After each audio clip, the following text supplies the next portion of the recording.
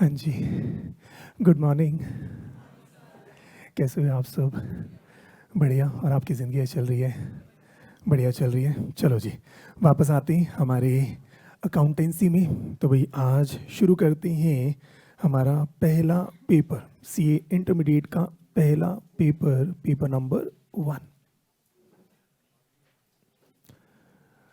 तो भाई इंटर के एग्ज़ाम का पहला पेपर, हाँ जी, पेपर नंबर 1। और पेपर का नाम क्या है? Advance accounting.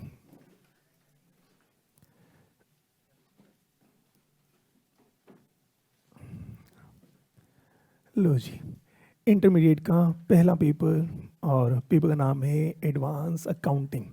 तो भाई कितने नंबर का पेपर आएगा ये? 100 नंबर का, ठीक है। और इस पेपर की तैयारी करनी है तो इस पूरे सब्जेक्ट में हमें कितने चैप्टर्स पढ़ने होंगे? सिर्फ 3। सिर्फ 3 ही चैप्टर हैं, ज़्यादा चैप्टर्स हमारे इसमें नहीं है तो बहुत स्कोरिंग। तो भाई पहला चैप्टर, हाँ, तो मैं ज़्यादा इसमें नहीं पढ़ना, सिर्फ 3 ही चैप्टर्स पढ़ने। चैप्टर नंबर 1, इसका नाम है अकाउंटिंग स्टैंडर्ड्स।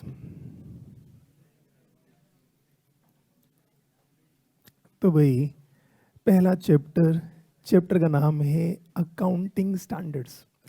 तो भाई अकाउंट्स के क्या स्टैंडर्ड्स हैं वो हमें जो है पढ़ने हैं। अलग अलग एस्पेक्ट में आईसी ने क्या स्टैंडर्ड्स ले डाउन करे हैं वो हमें पढ़ना है। और इस चैप्टर की वेटेज पेपर में कितने नंबर का आएगा? नहीं नहीं, 50 का नहीं आ रहा, ज़्यादा आ रहा है। 55 to 65 मार्क्स। हाँ जी, 55 से 65 नंबर का ये चैप्टर अकेला जो है आना है, ऐसा आईसीआई ने कहा। पर थोड़ा सा मैं और बढ़ा देता हूँ, इसमें ऐड कर दो 10 से 15 नंबर और, तो कुल मिला के ये चैप्टर आपका कितने नंबर का आएगा? 65 to 80 मार्क्स। ठीक है जी। तो भाई बस एक ही चैप्टर आपको जो है पढ़ना है। और ये चैप्टर 65 to 80 मार्क्स की वेटेज जो है, ये वाला चैप्टर जो है आपका रहेगा। और इस चैप्टर कंप्लीट करने में 2 महीने जो है हमें लग जाएंगे, आराम से 2 महीने तसल्ली से इस चैप्टर को कंप्लीट करने में जो है लगेंगे। इसके अंदर हमें ज़्यादा नहीं, 27 अकाउंटिंग स्टैंडर्ड्स पढ़ने हैं। तो इसके अंदर सब चैप्टर्स की अगर बात करें तो 27 चैप्टर का एक ही चैप्टर जो है बनता है। तो 27 अकाउंटिंग स्टैंडर्ड्स जो है हम पढ़ेंगे। छोटे छोटे अकाउंटिंग स्टैंडर्ड्स हैं, हर अकाउंटिंग स्टैंडर्ड 1 या 2 लेक्चर्स में कंप्लीट होता जो है चला जाएगा। तो 27 अकाउंटिंग स्टैंडर्ड रफली 55 to 60 लेक्चर्स इसमें जो है हमारे लगेंगे। तो 2 से 2.5 महीने हमें अकाउंटिंग स्टैंडर्ड जो है पढ़ने हैं। तो ये कहाँ से शुरू होगा? AS1 से शुरू करेंगे और कहाँ तक जाएगा? AS29 तक। 27 अकाउंटिंग स्टैंडर्ड है, पर AS1 से लेके AS29 तक जाएगा। 2 अकाउंटिंग स्टैंडर्ड AS6 और AS8 वो डिलीट जो है हो गया है। ठीक है। तो भाई नंबरिंग की बात करें तो AS1 से लेके AS29 तक अपने को जो है पढ़ना है, जिसमें AS6 पहले हुआ करता था, AS8 पहले हुआ करता था, अब ये क्या है? ये डिलीटेड है। ठीक है जी। तो भाई पहला चैप्टर हमारा छोटा सा प्यारा सा चैप्टर 65 to 80 मार्क्स का जो है रहेगा, और सबसे ज़्यादा स्कोरिंग यही है।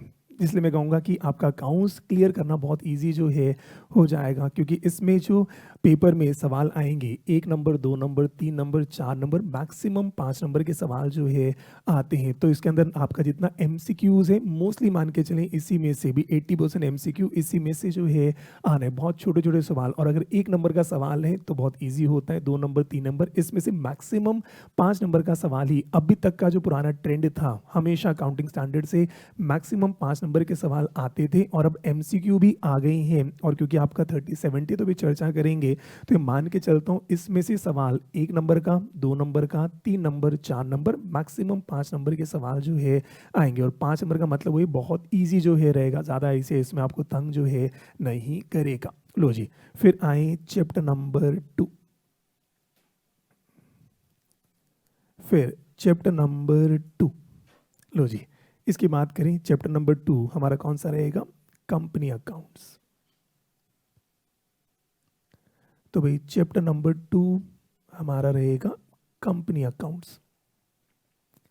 तो भाई कंपनी अकाउंट्स, क्योंकि आपका मेन क्लाइंट कौन होगा, कंपनी। मेन क्लाइंट आपका कौन होगा, कंपनी। जो हमने लास्ट क्लास में बात करी थी, हमने कहा ऑडिट की फीस कौन दे रहा है, कंपनी मस्त फीस जो है आपको जो है देगी। तो भाई मेन क्लाइंट हमारा क्या है, कंपनी। तो कंपनी की बात करें और तो भी चेक करें, फाउंडेशन में ओवरव्यू दिया था, issue of shares, issue of debenture, थोड़ा बहुत आपको जो है पढ़ा दिया। ऐसे ही लॉ में भी कंपनीज एक्ट आपके सिर्फ 5-10 सेक्शन जो है दिए थे। अब इंटर में ही अगर आप चेक करें तो कंपनी अकाउंट्स पूरा जो है पढ़ाएंगे, और इवन आपके लॉ के अंदर कंपनी एक्ट जो है वो आपका थोड़ा सा, पूरा तो अभी भी नहीं पढ़ा रहे, थोड़ा सा ही जो है आपको पढ़ाते। कंपनीज एक्ट बहुत वास्ट है, तो उन्होंने फाउंडेशन इंटर फाइनल पूरा स्प्रेड जो है किया है, तो आपको बहुत एक्सपर्ट नॉलेज जो है दे रहे हैं, और तभी आपको थोड़ा थोड़ा पढ़ाते। उतना ही आपका सिलेबस है जितना आप समझ सकते हैं, उतना ही सिलेबस है। फाउंडेशन में उतना ही सिलेबस दिया था जो आप 4-5 महीने में पढ़ सकते हैं। इंटर में उतना ही सिलेबस आपको दे रहे हैं जो आप 7-8 महीने में जो है पढ़ सकते हैं। तो भाई कंपनी अकाउंट्स की बात करें, इसके अंदर तो ज़्यादा कुछ नहीं है, तो आपको सिर्फ क्या सिखाएंगे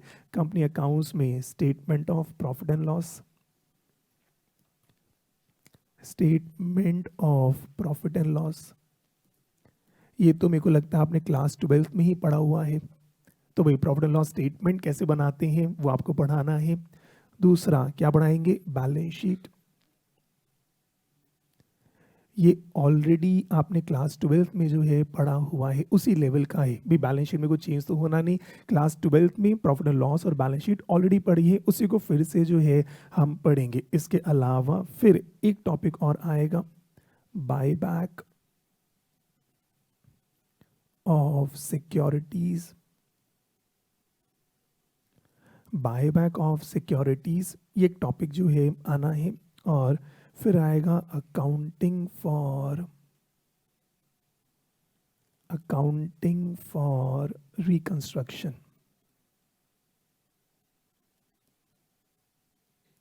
अकाउंटिंग फॉर रिकंस्ट्रक्शन, इसका मतलब क्या है, दो नई नई चीजें पढ़ेंगे। वन इज इंटरनल रिकंस्ट्रक्शन,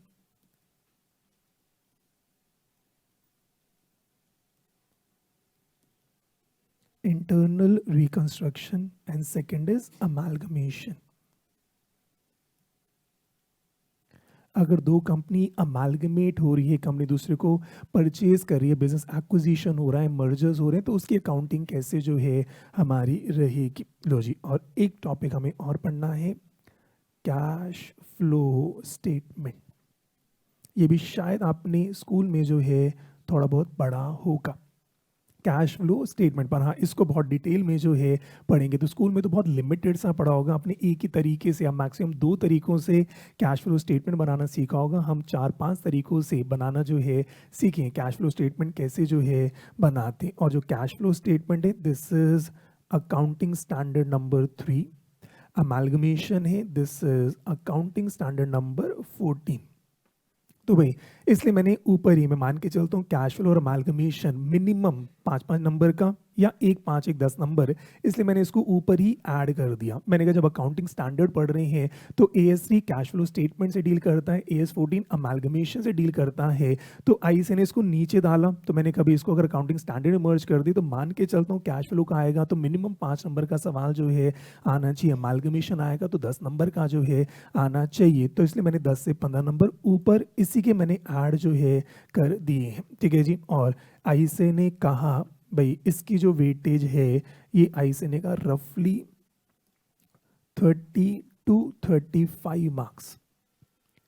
तो आईसी ने कहा ये सारे टॉपिक मिलाकर कितने के आएंगे, 30-35 मार्क्स के जो है आएंगे। और मैं इसमें से माइनस कर देता हूँ वही 10 से 15 नंबर, ये दोनों टॉपिक मैं ऊपर ही कवर कर रहा हूँ। तो मैंने कहा मतलब इसका मतलब ये जो टॉपिक्स हैं ये कुल मिला के कितने नंबर के आएंगे, 20 नंबर। क्या ये बात क्लियर है? तो हमने कहा ये सारे टॉपिक मिला के 30-35 मार्क्स हैं, जिसमें ये 2 टॉपिक मैंने ऊपर ही जोड़ दिया, क्योंकि जब एएस करेंगे ऊपर ही हम कवर कर लेंगे। तो ऊपर कितना हो गया, 65-80, और profit and loss statement, balance sheet, buyback और इंटरनल रिकंस्ट्रक्शन वो 20 नंबर का जो है आना चाहिए। ठीक है जी, 2 चैप्टर और बस हमारा आखिरी चैप्टर, ज़्यादा तो भाई से आपको पढ़ा ही नहीं रहा। Chapter number 3। तो भाई चैप्टर नंबर 3 कह रहे हैं ब्रांच अकाउंटिंग। Branch accounting. तो भाई अलग अलग ब्रांचेस होती हैं, उनकी अकाउंटिंग कैसे जो है करते हैं, बस इतना सा। और ये आईसीएनए का 5 से 10 नंबर का जो है ये पेपर में आना चाहिए। ठीक है जी। तो भाई कुल मिला के इतना सा आपका सिलेबस है जो हमें कवर जो है करना है। इतना सा सिलेबस जो है आपका रहेगा जो अपन को कवर जो है करना है। पहला चैप्टर हमारा कौन सा है, अकाउंटिंग स्टैंडर्ड। यहाँ से हम शुरू करेंगे, अकाउंटिंग स्टैंडर्ड पढ़ना जो है शुरू करेंगे, और उसके बाद जो है फिर कंपनी अकाउंट्स पर आएंगे, और उसके बाद फिर ब्रांच अकाउंटिंग पर जो है हम आ जाएंगे। ठीक है जी। लो उसके बाद फिर थोड़ा सा और आगे बढ़ते हैं, और मैं लिखवा रहा हूँ एक्सपेक्टेड पेपर पैटर्न। एक्सपेक्टेड क्यों बोला है, क्योंकि अभी तक मुझे भी नहीं पता पेपर पैटर्न क्या होगा। अभी पुराना ओल्ड कोर्स का सारा काम चल रहा था, आप न्यू कोर्स में जो है आए हैं। न्यू कोर्स का अभी तक कोई एग्ज़ाम जो है नहीं हुआ। पहले एग्ज़ाम कब होगा, मई 24। आपका टाइम कब का है, नवंबर 24। तो जब तक पहला एग्ज़ाम होगा नहीं, मेरे को कोई आइडिया नहीं है पेपर पैटर्न क्या होना जो है चाहिए। पर पास ट्रेंड के हिसाब से, क्योंकि ओल्ड कोर्स में क्या था, कुछ पेपर्स टोटली सब्जेक्टिव थे, कुछ पेपर 30-70 के रेशो में जो है चल रहे थे। अकाउंट्स का वो पूरा सब्जेक्टिव था। तो अब क्योंकि वो 30-70 के रेशो में है, तो क्या पेपर पैटर्न होगा। तो मैंने जो पेपर पैटर्न पुराने कोर्स में 30-70 का था, उसके हिसाब से मेरे को लगता है अकाउंट्स का ये वाला पेपर पैटर्न जो है होना चाहिए। तो एक्सपेक्टेड पेपर पैटर्न की अगर बात करें तो भाई एक तो 30 मार्क्स, 30 मार्क्स का क्या आएगा, एमसीक्यू। 30 मार्क्स का एमसीक्यू जो है आएंगे, और अभी तक उम्मीद हम ये कर रहे हैं 1 to 2 मार्क्स के क्वेश्चन जो हैं होंगे।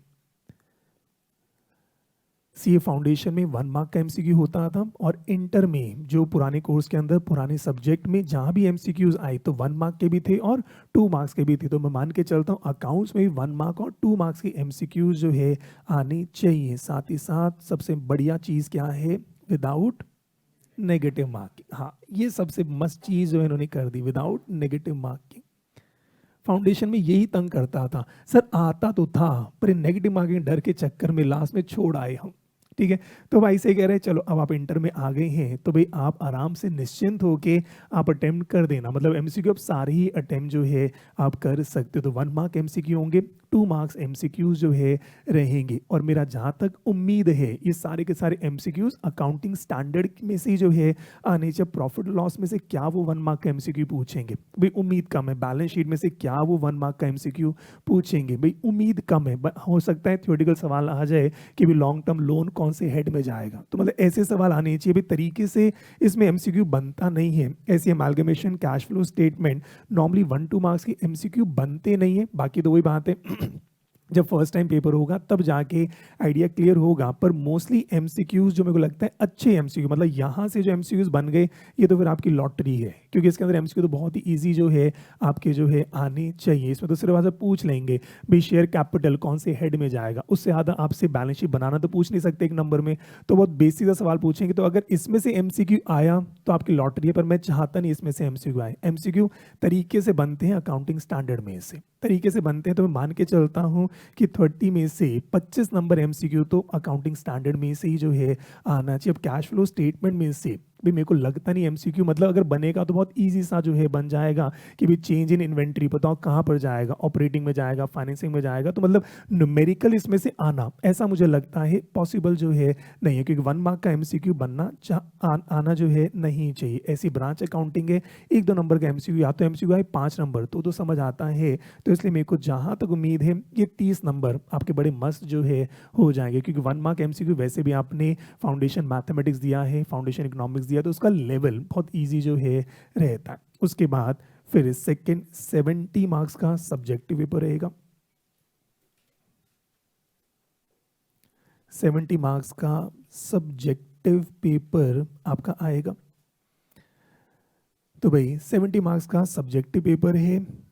पैटर्न जो मेरे को लगता है, मैं फिर से कह रहा हूँ एक्सपेक्टेड, मैं श्योर नहीं कह सकता, मई का जब पहला पेपर आएगा तब तक आपका बैच चलता रहेगा तो उस समय क्लियर जो है हो जाएगा। तो एक्सपेक्टेड चल रही हैं, पर मई का जब फर्स्ट पेपर आएगा उससे थोड़ी बातें क्लियर जो है हो जाएंगी। तो अभी तक का ओल्ड सिलेबस में जो 30-70 के पेपर्स बनते थे उसके हिसाब से मेरे को ऐसा लगता है क्वेश्चन नंबर 1 इज कंपल्सरी। तो पहला सवाल कंपल्सरी होना चाहिए और you have to attempt any 4 out of 5 और 5 में से 4 सवाल आपको जो है करने होंगे। जैसे फाउंडेशन का पेपर पैटर्न था, पहला सवाल कंपल्सरी, बाकी 5 में से 4 जो है करने थे। तो पहला क्या था, आपके फाउंडेशन में 20 नंबर का सवाल होता था और उसके बाद बाकी सारे 20 नंबर। और यहाँ पर भी स्टोरी जो लगती है, यहाँ पे सारे क्वेश्चंस क्या होंगे, 14 मार्क्स ईच।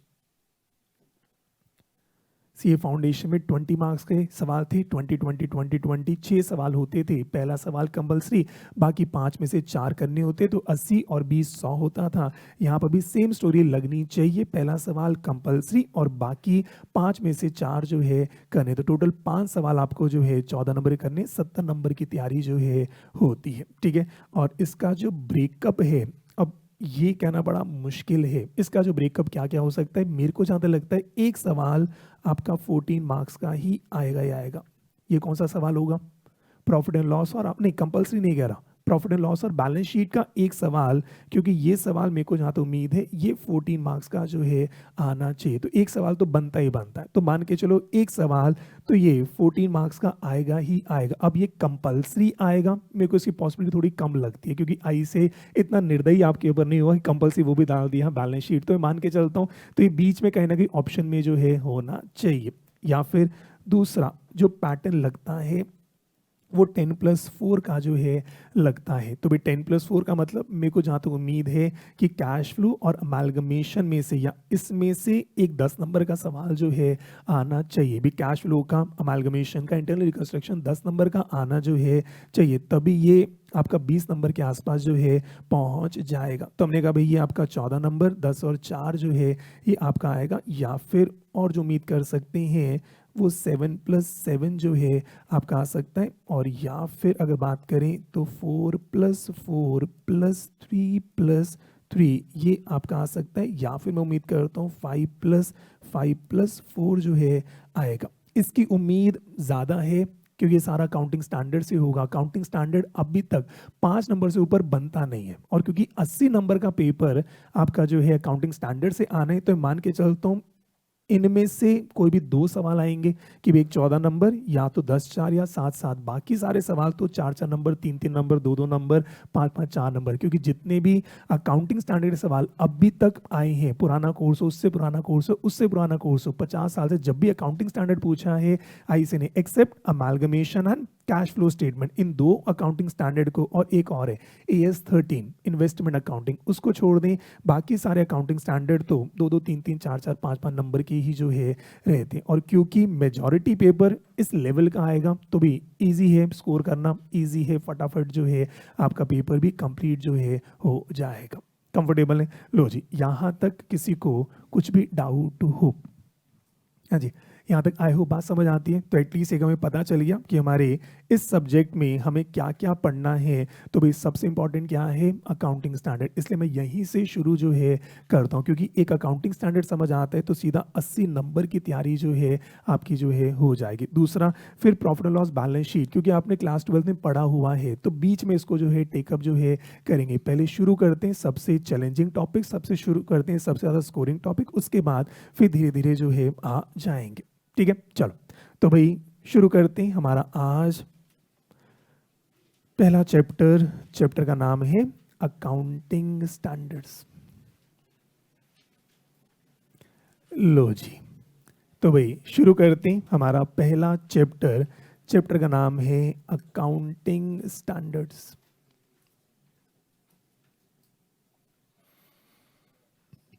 लो जी, पहला chapter accounting standards. These are issued by accounting standard. कौन इशू करता है? ICAI।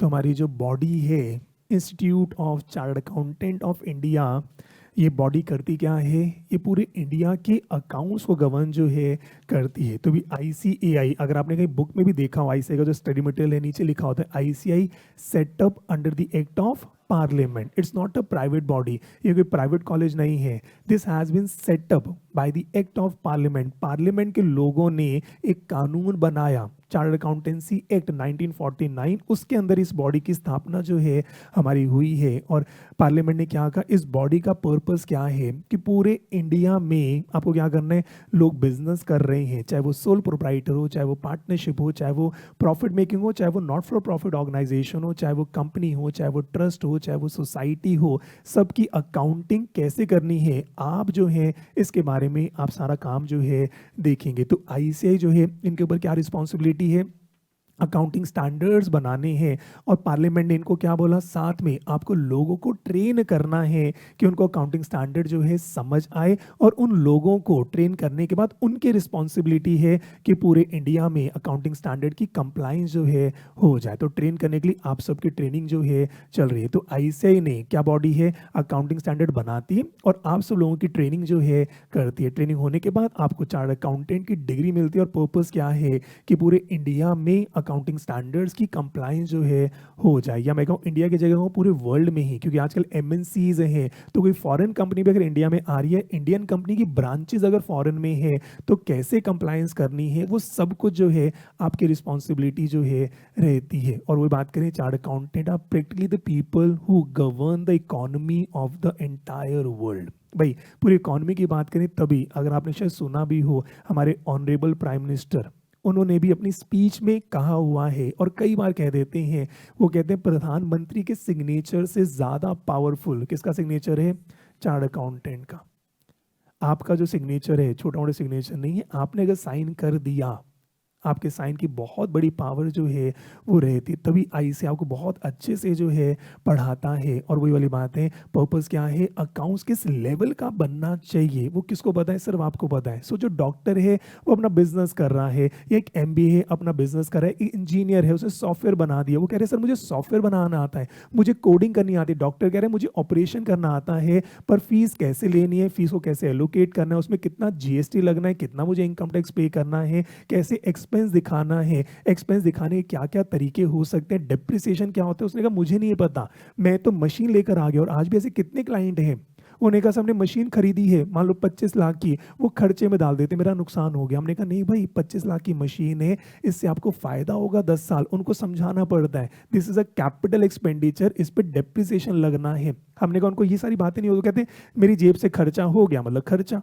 हमने कहा खर्चा नहीं, खर्चा एक रेवेन्यू खर्चा अलग होता है, कैपिटल खर्चा अलग होता है, ये डॉक्टर्स को थोड़ी पता होगा। तो हमने कहा हम क्या काम कर रहे हैं, हम हॉस्पिटल्स की अकाउंटिंग जो है करें, हम क्या काम करें, हम जितने इंजीनियर्स हैं उनकी अकाउंटिंग कर रहे हैं, हम सबकी अकाउंटिंग जो है हमें करने की, आप तरीके से अपना प्रॉफिट जो है निकाल पाओ, तरीके से अपनी बैलेंस शीट जो है बना पाओ कि आप मशीन खरीद रहे हो, ये आपका फॉर द टाइमिंग एसेट है, पीएनएल में लेकर नहीं जाना, पीएनएल में तो डेप्रिसिएशन जो है लेकर जानी है। तो आपका पूरा काम जो है वो यही जो है रहता है। और तभी आप सोच के बताएं, इकॉनमी कभी बंद होगी या हमेशा चलती रहेगी, पूरे वर्ल्ड की हमेशा चलती रहेगी। तो चार्टर्ड अकाउंटेंट के प्रोफेशन में आप खुद सोच के बताओ, कभी डाउन आएगा या हमेशा अप रहेगा।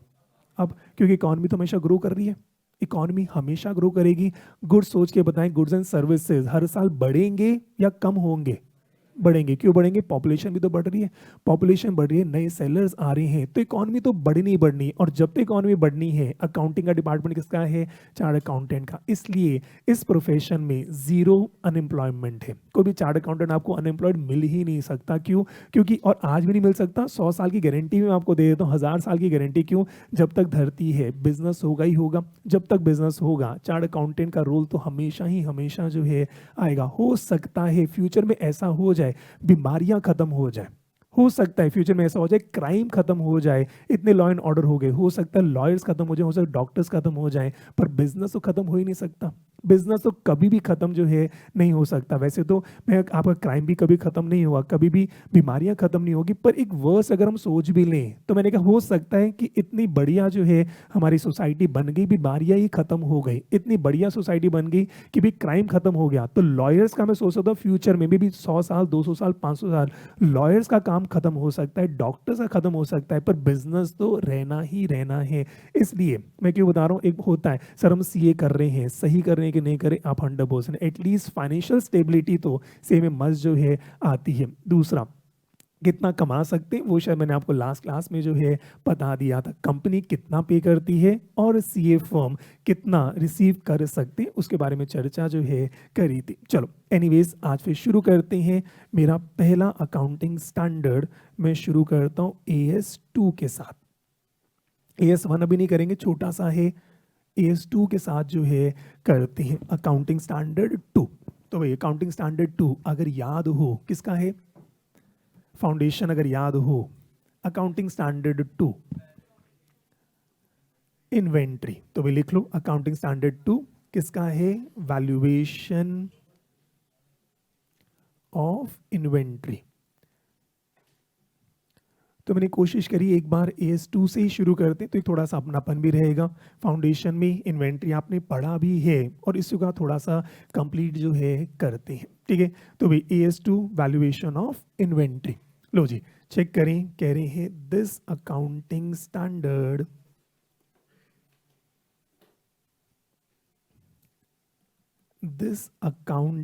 स्टैंडर्ड हाँ जी deals with,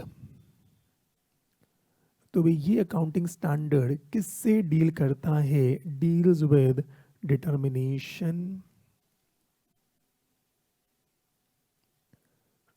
determination of the value, inventory की वैल्यू निकालनी है, determination of the value eight which inventories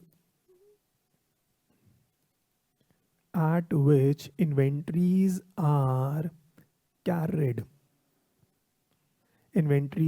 carried, in the financial statement,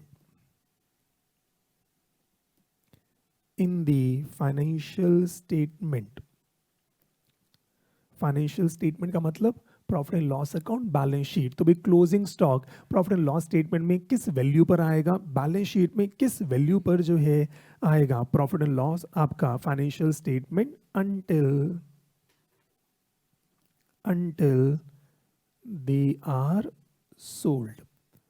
तो भाई जब ये बिक जाएगा तो कॉस्ट ऑफ गुड सोल्ड में चला गया, जब तक नहीं बिका हमारे गोडाउन में इन्वेंट्री है तो उस इन्वेंट्री को किस वैल्यू पर जो है अपने को दिखाना है, ठीक है जी। किस वैल्यू पर दिखाते हैं, फाउंडेशन याद करके बताओ, इन्वेंट्री नॉर्मली किस पर दिखाते हैं, कॉस्ट और NRV which ever is lower, ठीक है। पर ये थोड़ा सा था, अब इसको डिटेल में जो है पढ़ना है, ठीक है। थोड़ा सा हमने पढ़ा था, कुछ ऐसा हमने पढ़ा था कॉस्ट और NRV which ever is lower, अब इसको डिटेल में जो है हम जो है पढ़ेंगे, ठीक है जी। तो थोड़ा सा और आगे जो है बढ़ते हैं, तो लिखें आखिर इन्वेंट्री क्या होती है,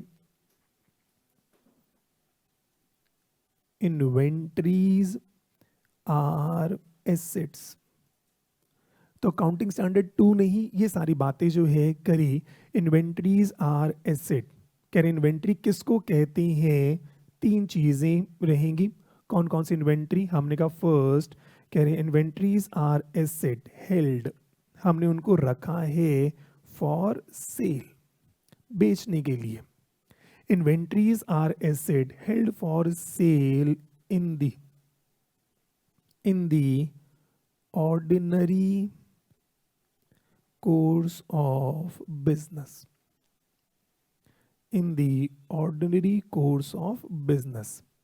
क्या मतलब हुआ, हमने कहा इन्वेंट्री, उन एसेट्स को इन्वेंट्री कहेंगे जो एक ऑर्गेनाइजेशन रखती है किसके लिए, बेचने के लिए। और बेचने कब के लिए, कहते नॉर्मली हम रखते हैं बेचने के लिए, तो हमने कहा जो भी सामान एक ट्रेडर रखता है बेचने के लिए उसको हम क्या बोलते हैं, इन्वेंट्री। पर इंपॉर्टेंट क्या छोटे शब्द हैं, हम नॉर्मली जैसे आप सोच के बताएं, मैंने एक लैपटॉप खरीदा, जब मैं यूज़ करूंगा डेप्रिशिएट हो जाएगा, बेचूंगा कि नहीं बेचूंगा, बेचूंगा।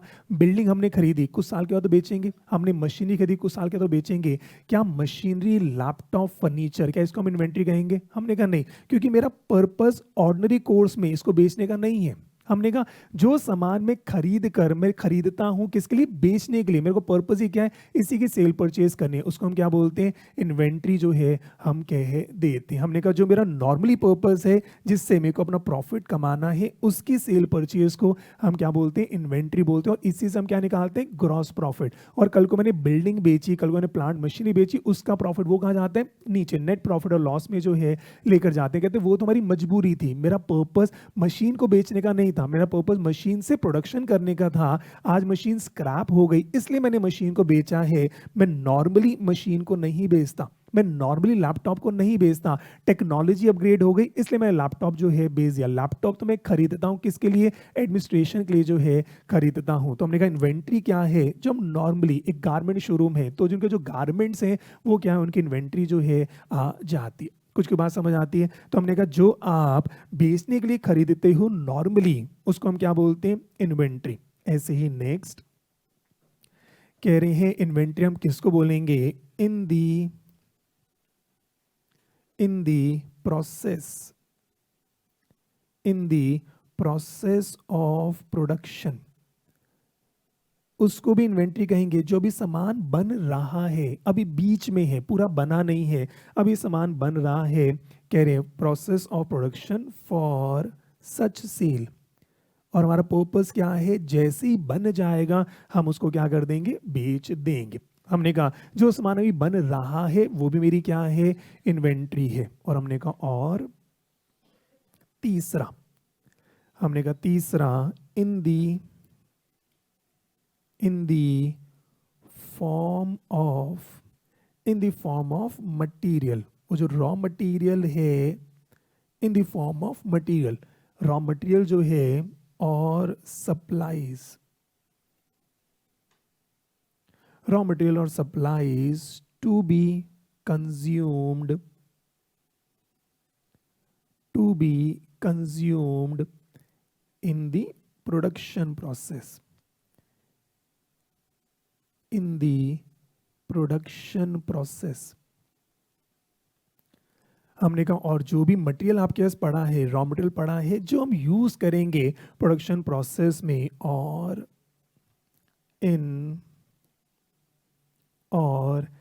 दी रेंडरिंग ऑफ सर्विसेज, और इन दी रेंडरिंग ऑफ सर्विसेज। मैं इस समय आपको सर्विस जो है दे रहा हूँ, मैं इस समय आपको सर्विस दे रहा हूँ, उसके लिए मेरे को क्या क्या चीज़ें चाहिए? सर्विस मैं आपको दे रहा हूँ पढ़ाने के लिए, पर साथ में मुझे क्या देना पड़ेगा? आपको किताबें जो है देनी है। तो मुझे आपको किताबें देनी है, तो हमने किताबों के लिए जो पेपर का स्टॉक है वो मेरा क्या है? Raw material. तो मैंने कहा मेरे को आपको किताबें जो है देनी है, मुझे आपके टेस्ट कंडक्ट कराने हैं, तो इसलिए क्या करते हैं हम? पेपर बल्क में परचेज जो है करते हैं। तो मेरे पास इस समय मेरे गोडाउन में बहुत सारा पेपर पड़ा है, तो वो मेरा क्या है? इन्वेंट्री। दूसरा, किताबें प्रिंट हो रही हैं, अभी किताबें प्रिंट हो रही हैं, अभी सारा काम चल रहा है, प्रिंटिंग चल रही है, और 31 मार्च आ गया, किताबें पूरी नहीं बनी पर अभी पेपर नहीं, प्रिंटिंग चल गया, अब उसकी बाइंडिंग होगी, स्टेपलिंग होगी, फिर उसको चिपका कर कवर पेज लगेगा। तो हमने कहा जो बीच में सामान रह गया 31 मार्च को, उसको भी हम क्या कहेंगे? इन्वेंट्री। और दूसरा, और मैंने कहा जो किताबें बन गई अब मुझे क्या करना है? उसको सेल जो है करनी है, तो वो भी क्या है? इन्वेंट्री। मतलब कुल मिला के 3 इन्वेंट्री हो गई। फर्स्ट इन्वेंट्री किसकी हो गई? Finish goods. सेकेंड इन्वेंट्री किसको बोलते हैं? Work in progress. Third inventory किसको बोलते हैं? Raw material. ठीक है, लिखा कहीं पर नहीं पर बात समझ आ गई। तो फर्स्ट इन्वेंट्री करना चाहो लिख लो यहाँ पे स्मॉल में, for example finish goods, finish goods. तो भी जो भी फिनिश गुड्स है वो मेरी इन्वेंट्री है। यहाँ पर क्या है? For example work in progress. जो सामान अभी बन रहा है, 31 मार्च आ गई, अकाउंटिंग करनी है, वो भी मेरी क्या है? इन्वेंट्री है। और हमने कहा मेरा जो रॉ मटेरियल है, जो मेरा रॉ मटेरियल है वो मेरी क्या है, inventory.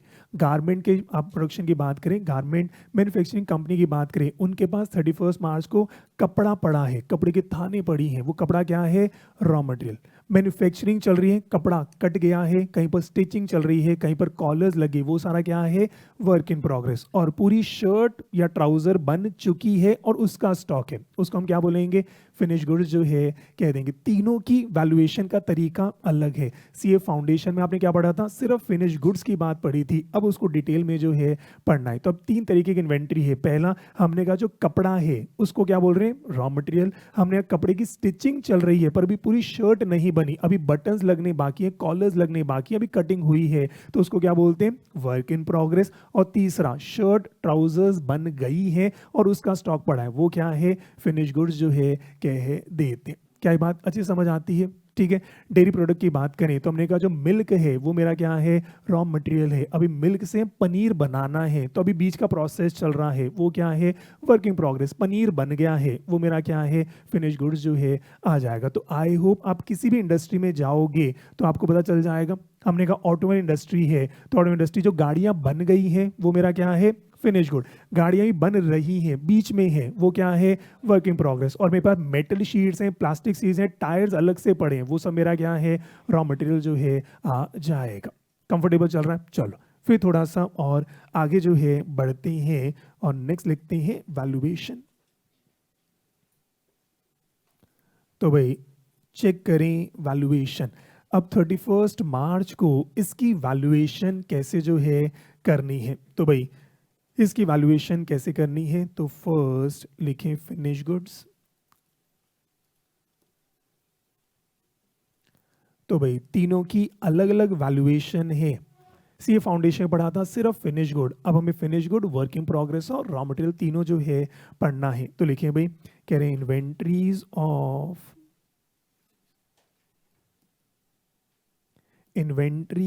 Of finish goods, inventories of finished goods should be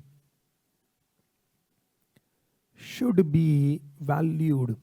CA foundation अच्छे से याद करो, फिनिश गुड की वैल्यूएशन है बहुत अच्छे से पढ़ी थी। Inventories of finish good should be valued on, पहली चीज इंपॉर्टेंट है, item by item, item by item, item by item basis at. और दूसरा क्या है, लोअर ऑफ कॉस्ट और net realisable value, net realisable value. इतना काम सी फाउंडेशन पढ़ा था, फिर से रिवाइज जो है करते हैं। तो हमने कहा फिनिश गुड की इन्वेंट्री को कैसे वैल्यू करना है, एक तो आइटम बाय आइटम, सारी इन्वेंट्री अलग है। फिनिश गुड्स अलग अलग गाड़ियां बनाई हैं, जैसे ऑटो इंडस्ट्री है, उनके अलग अलग वैरायटी, हर गाड़ी की अलग कॉस्ट जो है निकालनी, उसकी अलग जो है आपको क्या करना है, उसकी एनआरवी जो है निकालनी है। हमने गारमेंट्स की बात है तो शर्ट और ट्राउजर है, शर्ट की कॉस्ट अलग निकालनी है, ट्राउजर की कॉस्ट अलग निकालनी है। हमने कोट है, कोट की कॉस्ट अलग निकालनी है। तो आइटम बाय आइटम जो है हम चलेंगे और उसकी कॉस्ट, उसकी एनआरवी जो है निकाली में, टोटल आपकी जो ऑर्गेनाइजेशन है सबकी टोटल कॉस्ट नहीं, आइटम बाय आइटम जो है हम चलेंगे। शर्ट की कॉस्ट अलग निकालेंगे, उनकी एनआरवी अलग निकालेंगे, ट्राउजर की कॉस्ट अलग निकालेंगे, उनकी एनआरवी जो है अलग निकालेंगे, और सबका क्या चेक करेंगे, कॉस्ट और उनकी एनआरवी जो है चेक करेंगे। लो जी फिर आगे लिखो। हाँ जी, कॉस्ट में क्या क्या आता है, हाँ जी, कॉस्ट इंक्लूड्स, आप इसे पूछूंगा सीए फाउंडेशन पढ़कर आए हैं तो भाई इन्वेंट्री कॉस्ट में क्या क्या आता है याद करें। सबसे पहले क्या आएगा, परचेज कॉस्ट। तो भाई परचेज कॉस्ट, कॉस्ट इंक्लूड्स, हमने कहा परचेज कॉस्ट।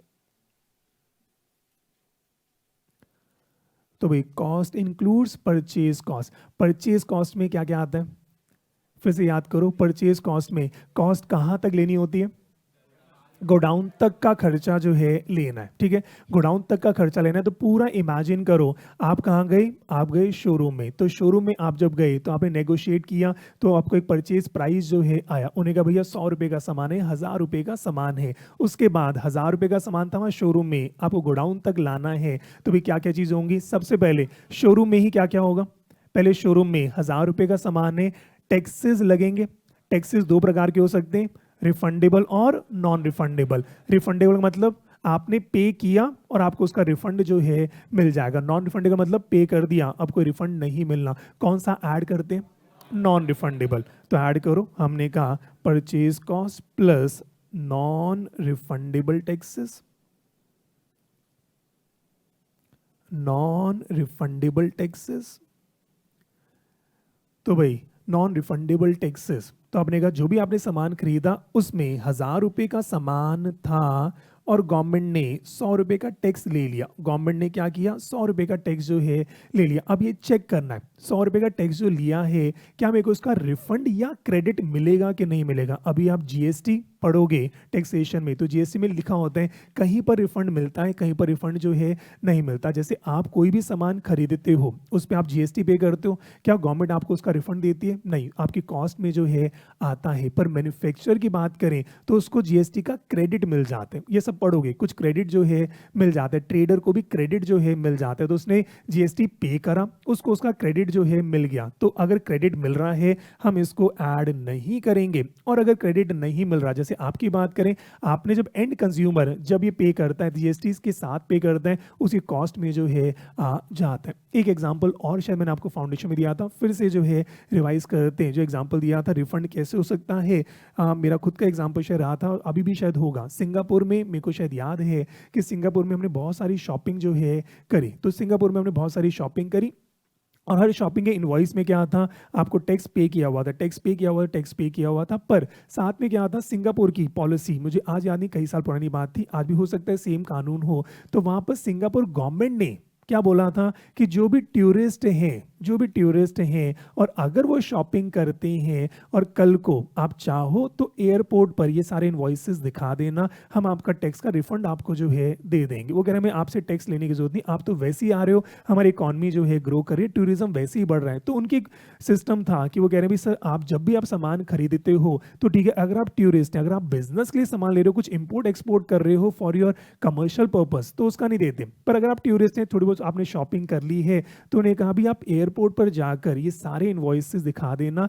और जितना टैक्स आपने पे किया था आपको उसका क्या मिलता है, रिफंड जो है मिल जाता है। सोचो मैंने 1000 रुपये की शॉपिंग वहां पर करी, 1000 रुपये सिंगापुर डॉलर्स में मैंने शॉपिंग करी और इनवॉइस में मेरे को 100 रुपये जो है देना पड़ा। तो मैंने वहां पर शॉप पर कितने रुपए दिए, 1100।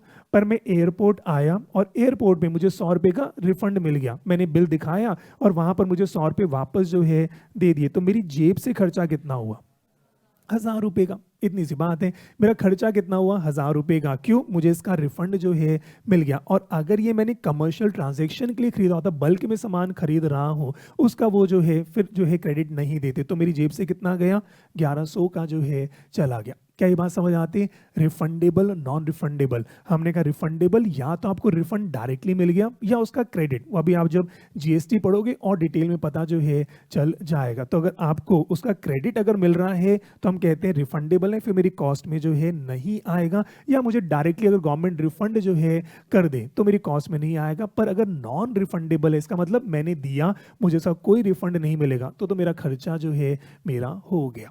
कंफर्टेबल चल रहा है, और आगे बढ़े।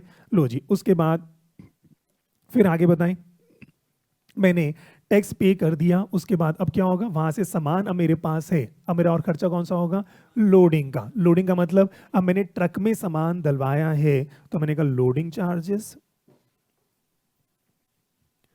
लोडिंग चार्जेस, एक एक शब्द को समझते जाएं। तो मैंने शोरूम में गया, सेलर के पास सामान खरीदा, टैक्स पे करा और फिर सामान दे दिया, मैंने एक ट्रक में लोड करवाया, तो वो मेरा खर्चा ऐड होगा। उसके बाद बताओ, उसके बाद क्या है, ट्रांसपोर्टेशन चार्जेस। मैंने कहा फिर वो ट्रक वहां से मेरे गोडाउन में आ रहे हैं, तो जो ट्रांसपोर्टेशन का खर्चा है वो ऐड करेंगे, ट्रांसपोर्टेशन चार्जेस। हाँ जी, ट्रांसपोर्टेशन चार्जेस, और बताएं। हाँ जी, अनलोडिंग, या मैं साथ में कह सकता हूँ रास्ते में ट्रांसपोर्टेशन चार्ज हुआ, और मैंने ट्रांजिट इंश्योरेंस भी कराई, तो हमने कहा ट्रांजिट इंश्योरेंस। ट्रांजिट इंश्योरेंस इसका मतलब क्या होता है? रास्ते के इंश्योरेंस के, रास्ते में अगर कोई एक्सीडेंट हो गया तो मेरे को इंश्योरेंस कंपनी पैसे जो है देगी, तो मैंने ट्रांजिट इंश्योरेंस भी जो है मैंने करा दी। उसके बाद अब क्या हुआ, अच्छा बीच में क्या टोल टैक्सेस हमें पे करने होंगे, ऐड कर दो टोल टैक्सेस, टोल टैक्सेस या टोल चार्जेस। रास्ते में बहुत सारे टोल टैक्सेस पे करने होते हैं, ऑक्ट्रॉय में भी पे करना होता है, जो रास्ते के जितने चार्जेस हैं वो सारे के सारे हम पे कर रहे हैं। आराम से आप खुद सोचते जाओ और क्या खर्चा होगा। अब जैसे ही ट्रक मेरे यहाँ पर आ गया गोडाउन में, अब क्या होगा, अनलोडिंग चार्जेस। अब ट्रक से सामान उतारने के लिए, तो हमने कहा plus unloading charges, plus unloading charges. तब ये चीजें याद नहीं करनी, ये लिस्ट याद नहीं करनी, सिर्फ इमेजिन करो वहां से मेरे गोडाउन में क्या क्या खर्चा होना है, ऐसे पढ़ोगे तो ये बड़ा इजी है। और अगर आप लिस्ट याद करोगे तो फिर घबरा जाओगे, क्या मैंने याद किया, क्या मैंने याद नहीं किया। सीए में समझना बहुत इंपॉर्टेंट है, याद उतना करना इंपॉर्टेंट नहीं, समझ जाओगे याद अपने आप जो है हो जाएगा। कंफर्टेबल है। और मैंने कहा गोडाउन में सामान मेरा जब आ गया है, बस यहाँ तक का खर्चा लेना है, उसके बाद गोडाउन का रेंट, बाकी सारी चीजें वो यहाँ पर जो है नहीं आती। कंफर्टेबल चल रहा है, लो जी यहां तक किसी को कोई भी डाउट हो? ठीक चल रहा है, और आगे बढ़ जाए। ये कॉस्ट मेरी किस चीज की है? रॉ मटेरियल की। पर मैं कॉस्ट किसकी निकालना चाह रहा हूं? फिनिश गुड की। ये कॉस्ट किस चीज की है? रॉ मटेरियल की। मुझे किसके निकालनी है? फिनिश गुड की। अब फिर से सीए फाउंडेशन याद करो। सीए फाउंडेशन में मैन्युफैक्चरिंग अकाउंट हमने पढ़ा था, याद है या भूल गए हो? कुछ कुछ याद है?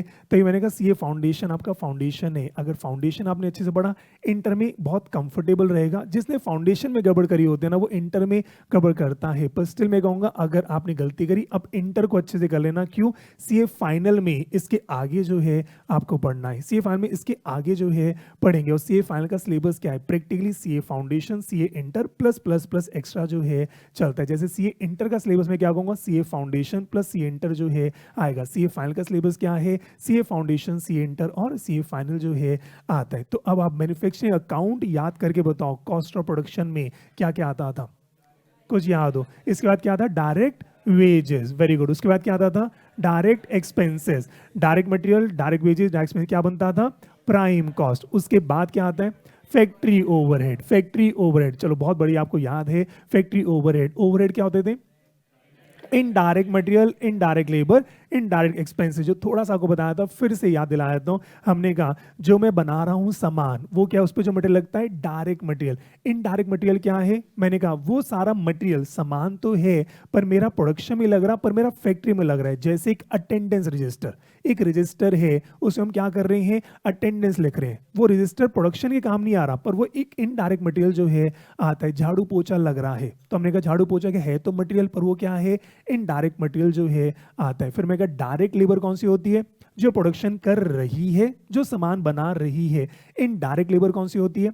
सुपरवाइजर है, चौकीदार है, स्टोर कीपर है। हमने कहा हमारे कैंटीन में खाना बन रहा है, वो प्रोडक्शन नहीं कर रही हैं पर वो असिस्ट कर रहे हैं फैक्ट्री को रन करने में, उनको हम क्या बोलते हैं? Indirect labour. ऐसी इनडायरेक्ट एक्सपेंसेस, डायरेक्ट एक्सपेंसेस बताया था रॉयल्टी, कुछ याद होगा। इनडायरेक्ट एक्सपेंसेस बिजली पानी का खर्चा सारा जो है आएगा। कंफर्टेबल है, पर ये पूरा हम पढ़ेंगे कॉस्टिंग में। कॉस्टिंग में तो ये पूरा ही सब्जेक्ट है, पूरा एक चैप्टर आएगा ओवरहेड। तो अभी तो सिर्फ आपको ओवरव्यू दे रहा हूँ, क्या डायरेक्ट होता है, क्या इनडायरेक्ट होता है, कौन सा ओवरहेड कहते हैं, उसकी एलोकेशन कैसे कहते हैं, पूरा चैप्टर है कॉस्ट एंड मैनेजमेंट अकाउंटिंग में। पूरा एक चैप्टर जो है हम इसको जो है पढ़ेंगे। कंफर्टेबल है? तो हमने कहा परचेज कॉस्ट के बाद वही आप चेक करो, उसके बाद मुझे क्या ऐड करना है?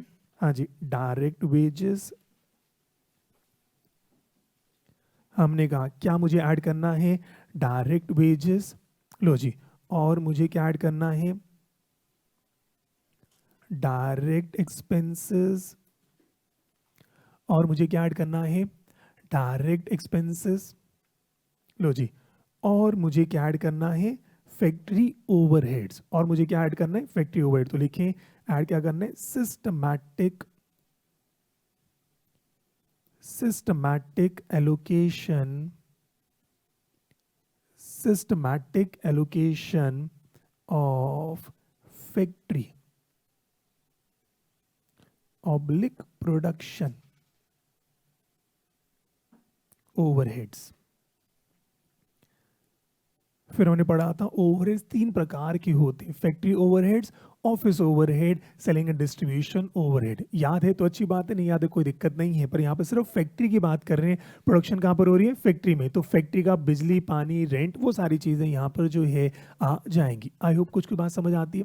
ठीक है जी। तो आप चेक करें, हमने कहा मेरे फिनिश गुड की कॉस्ट में क्या आया, पहले मैंने रॉ मटेरियल खरीदा उसकी कॉस्ट, फिर मैंने उसके ऊपर एक लेबर से काम करवाया उनकी कॉस्ट, कोई डायरेक्ट एक्सपेंसेस लगे उनकी कॉस्ट, और फिर बिजली पानी रेंट का सारा खर्चा जो है एक सिस्टमैटिक तरीके से ऐड करेंगे। सीखें कैसे ऐड करना है, वो सारा ऐड किया तो ये क्या बन गया, फिनिश गुड की कॉस्ट जो है बन जाएगी। ठीक चल रहा है? चलो उसके बाद फिर आओ next, net realisable value.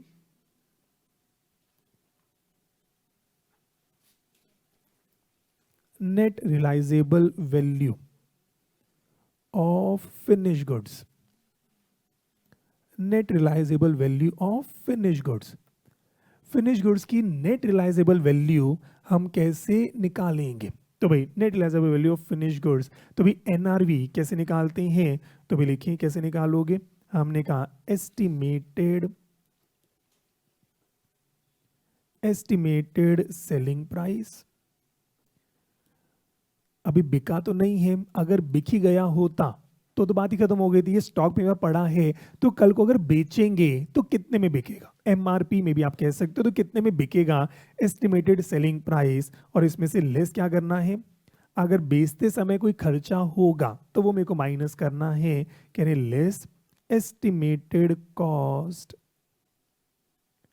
Estimated cost necessary, estimated cost necessary to make such sale।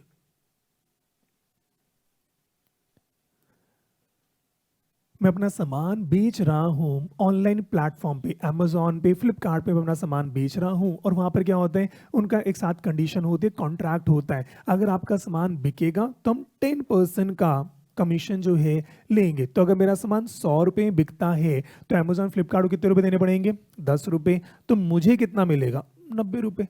तो मैं कहने को 100 में बेचा, पर मेरी जेब में नेट रियलाइज मैंने कितना किया, मेरी जेब में सिर्फ 90 रुपये जो है आया। तो नॉर्मली ये सारा सिस्टम रहता है। ऐसे कितने सेल्समैन होते हैं, हमने कहा भी आप मार्केट में जाओ सामान बेच कर आओ, और जितना बेच कर आओगे 10% हम आपको सेलिंग कमीशन जो है देंगे। तो मेरे सेल्समैन ने 100 रुपये का सामान बेचा, मैं उसको कमीशन कितना दूंगा, 10 रुपये, तो मेरी जेब में कितना आया, 90 रुपये जो है मेरा आ गया है। तो मैंने कहा अगर मैं बेचूंगा तो एट दी एंड मेरी जेब में कितना आएगा, 90 रुपये जो है आ जाएगा। कंफर्टेबल चल रहा है, इजी चल रहा है? चलो तो फिर अब चेक करें, पेपर में अगर सवाल एमसीक्यू अगर आया तो कैसा आना चाहिए। तुम्हारी कोशिश रहेगी 1 mark, 2 mark, 3 mark, 4 mark, 5 mark, सारी वैरायटी जो है हम कर कर चलेंगे। तो अगर एमसीक्यू सवाल आता है तो भी लिखिए एग्जाम्पल नंबर 1। हाँ जी, एग्जाम्पल नंबर 1 कह रहे हैं एक्स लिमिटेड, हाँ जी, X limited has a closing stock, X Limited has a closing stock on 31st March। 31st मार्च को क्लोजिंग स्टॉक गिवन है, कह रहे हैं इसकी कॉस्ट है ₹10 लाख, 10 लाख की कॉस्ट है। ठीक है जी। कह रहे हैं एस्टिमेटेड सेल वैल्यू, अगर हम इसको बेचें तो ये बिकना चाहिए 12 लाख में, ये बिकना चाहिए 12 लाख में, पर बेचने के लिए मुझे कमीशन देना पड़ेगा, commission payable on sale, commission payable on sale, वो कह रहे हैं 20%, 20% कमीशन हमें पे जो है करना पड़ेगा। और मान के चलता हूँ 1 नंबर का सवाल या 2 नंबर का एमसीक्यू सवाल ये जो है आना चाहिए। कह रहे हैं एट व्हाट प्राइस या at what cost should x limited disclose the inventory, should disclose the inventory, क्या कहते हो? 9,60,000। एक आंसर आ रहा है 9,60,000। सही है गलत है? सही आ रहा है। तो भाई वो चार ऑप्शन होंगे 10 लाख, 12 लाख, 9,60,000 और नन ऑफ दीज जो है होगा। तो भाई कैसे निकालना है? तो भाई चेक कर लो। भाई सिंपल सी बात है, पेपर में सब्जेक्टिव आएगा तब भी 2 नंबर का होना चाहिए, एमसीक्यू आएगा तब भी 1 या 2 नंबर का जो है आ जाएगा। तो हमने लिखा अगर सब्जेक्टिव आ जाए तो हमें क्या लिखना है? As per AS2। अगर पेपर में सब्जेक्टिव सवाल आया तो विद प्रेजेंटेशन जो है लिखेंगे एज पर AS2। हाँ जी, फिनिश गुड्स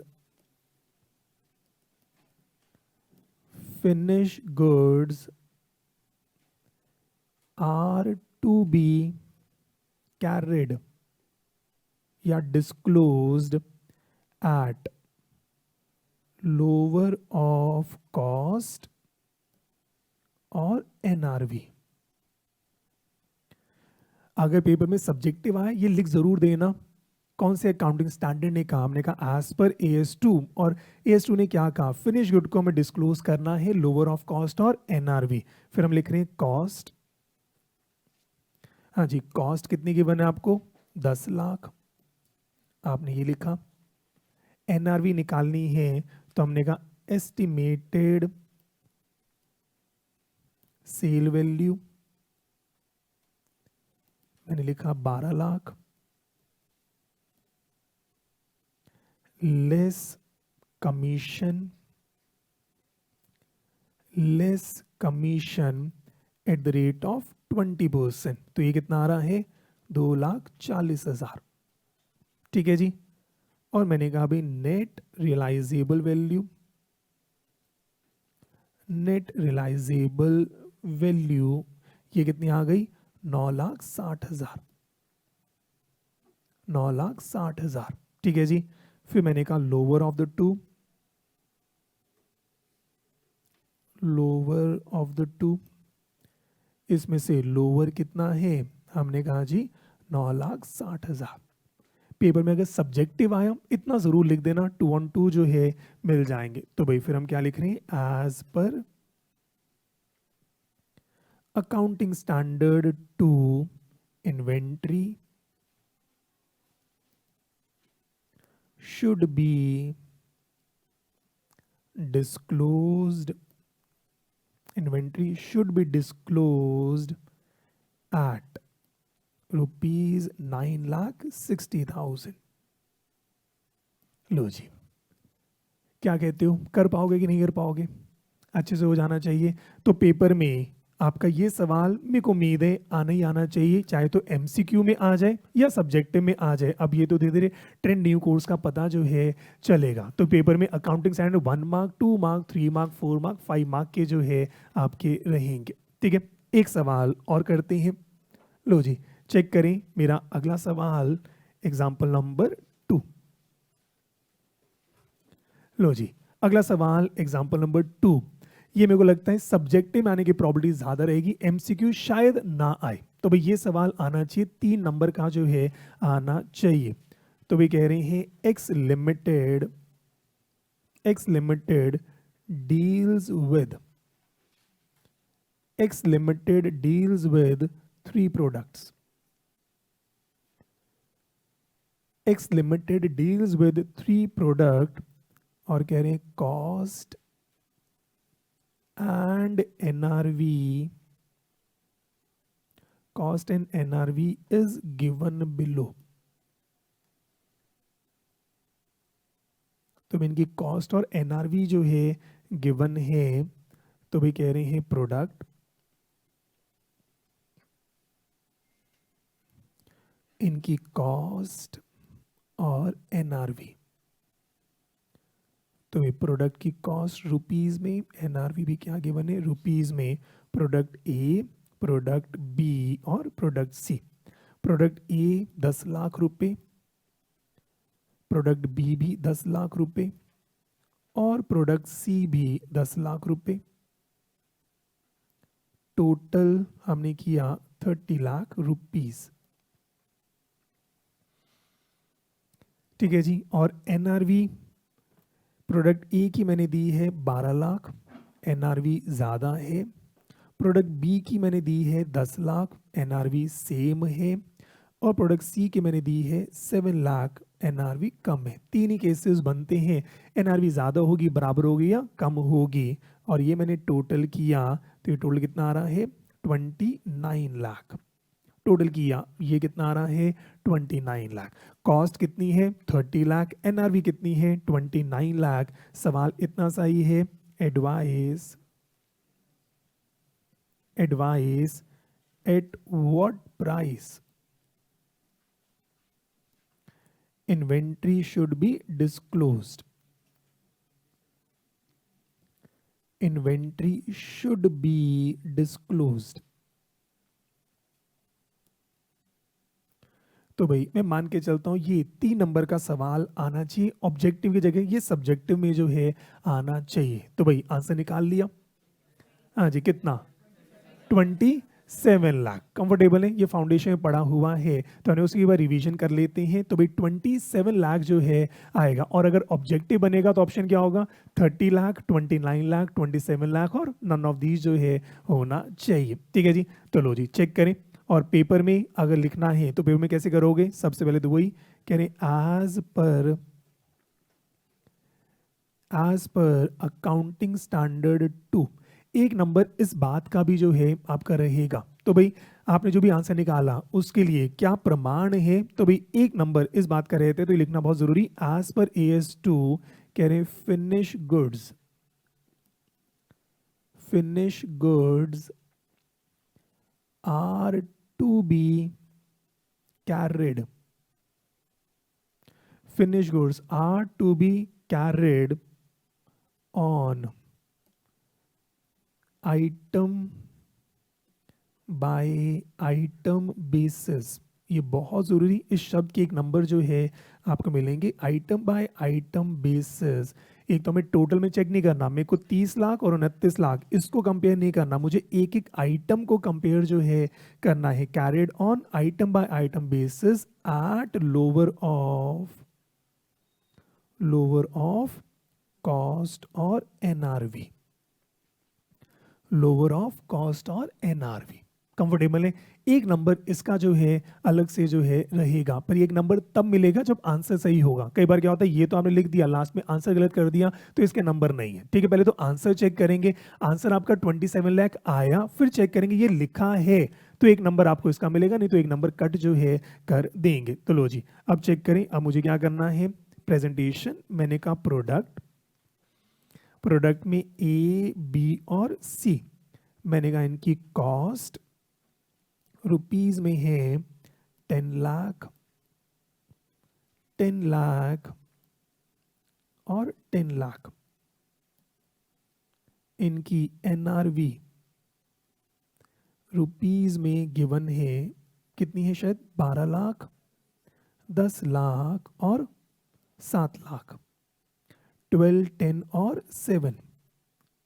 और फिर मुझे क्या निकालना है, lower of cost and NRV. और अब आइटम बाय आइटम मेरे को चेक करना है। प्रोडक्ट ए कॉस्ट है 10 लाख, एनआरवी है 12 लाख, किस पर दिखाऊंगा 10 लाख, लोअर ऑफ कॉस्ट और NRV. Item number B cost है दोनों बराबर हैं, किस पे दिखाऊंगा 10 lakh. Item number C cost और NRV whichever is lower, lower यहां पर क्या है 7 लाख। आइटम बाय आइटम जो है अपन चलेंगे तो यहां पर टोटल कितना आ गया 27 लाख जो है आ जाएगा। कंफर्टेबल है, इजी चल रहा है। तो भाई लिख लेते हैं एज पर AS2 हाँ जी, inventory shall be disclosed at rupees 27 lakh. तो भाई एज पर AS2 इन्वेंट्री हम कितने पे डिस्क्लोज करेंगे 27 लाख में डिस्क्लोज जो है हम कर देंगे। ठीक चल रहा है, मस्त चल रहा है। और आगे बढ़ जाए। चलो फिर आगे बढ़ते हुए तो लो जी चेक करें। अब नेक्स्ट हमें वैल्यूएशन किसी सीखनी है 3 चीज़ों की, finish good, work in progress और raw material. Finish good I hope अच्छे से हुआ। अब आते हैं सेकेंड, हाँ जी, अब आते हैं second, raw material,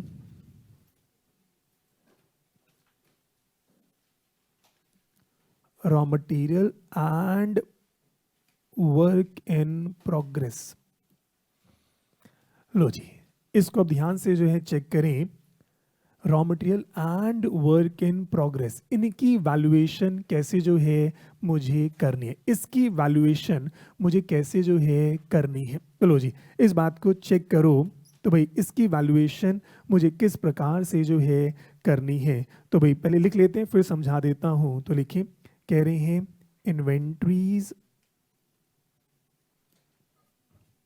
inventories of raw material and work in progress, या इसको बोल देते हैं semi finish goods. Work in progress कह दें या सेमी फिनिश गुड्स कह दें, कह रहे आर वैल्यूड एट, इस बात को समझना, आर वैल्यूड एट, कह रहे हम इसकी वैल्यू करेंगे किस पर, कॉस्ट पर।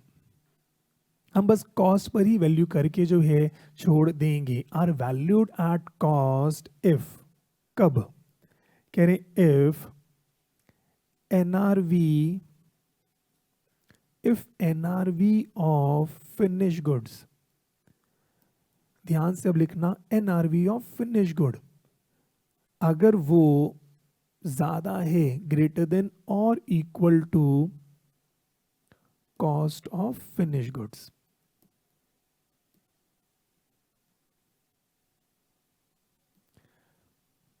लो जी, लॉजिकली आप सोचेंगे, इसी निष्कर्ष पर आप भी जो है आएंगे। तो भाई आराम से अब सोच के बताएं, मैंने आज रॉ मटेरियल खरीदा, मैंने आज रॉ मटेरियल खरीदा, मैंने खरीदा किस पर्पस के लिए, मुझे रॉ मटेरियल को सेल करना है या रॉ मटेरियल से फिनिश गुड्स बनाना है। हाँ जी, रॉ मटेरियल खरीदा है किस पर्पस के लिए, रॉ मटेरियल को सेल करना है या फिनिश गुड बनाना है, फिनिश गुड्स बनाने। इसका मतलब मुझे सेल तो करना ही नहीं, ठीक है। जब मुझे सेल ही नहीं करना तो मैं क्यों चेक करूं कि इसकी मार्केट वैल्यू क्या है। जैसे मैंने मशीनरी खरीदी, मशीनरी को खरीदी प्रोडक्शन के लिए, तो मैंने कहा मशीन को हम किस पर दिखाते हैं, कॉस्ट पर जो है दिखाते हैं। मैंने बिल्डिंग खरीदी, किस पर दिखाते हैं, कॉस्ट पर दिखाते हैं। मैंने फर्नीचर खरीदा, किस पर दिखाते हैं, कॉस्ट पर दिखाते हैं। हमारा गोइंग कंसर्न आपका जो चलता है कि हर चीज़ हम किस पर दिखाते हैं, कॉस्ट पर जो है दिखाते हैं। भाई जब मुझे इसको बेचना ही नहीं है, जब मुझे इसको बेचना ही नहीं है, तो मैं क्यों चेक कर रहा हूँ इसकी मार्केट वैल्यू। क्या ये बात समझ आती है। तो हमने कहा जब मेरे को फिनिश गुड्स बनानी है तो मैंने कहा इसको हम किस पर दिखाएंगे, कॉस्ट पर जो है हम दिखाएंगे। इस बात को समझे। मेरा आज एक रॉ मटेरियल है मानो 20 रुपए का, 20 रुपए का मैंने रॉ मटेरियल जो है खरीदा, 20 रुपए का रॉ मटेरियल खरीदा, और मैंने कहा इसको जब बनाऊंगा, इसको जब बनाऊंगा तो फिनिश गुड्स बन जाएंगे। फिनिश गुड मान ली बनेंगे 100 रुपए के, फिनिश गुड बन जाएगा 100 रुपए का। और जब इस फिनिश गुड को मैं सेल करूंगा तो ये बिकता है 250 रुपए में।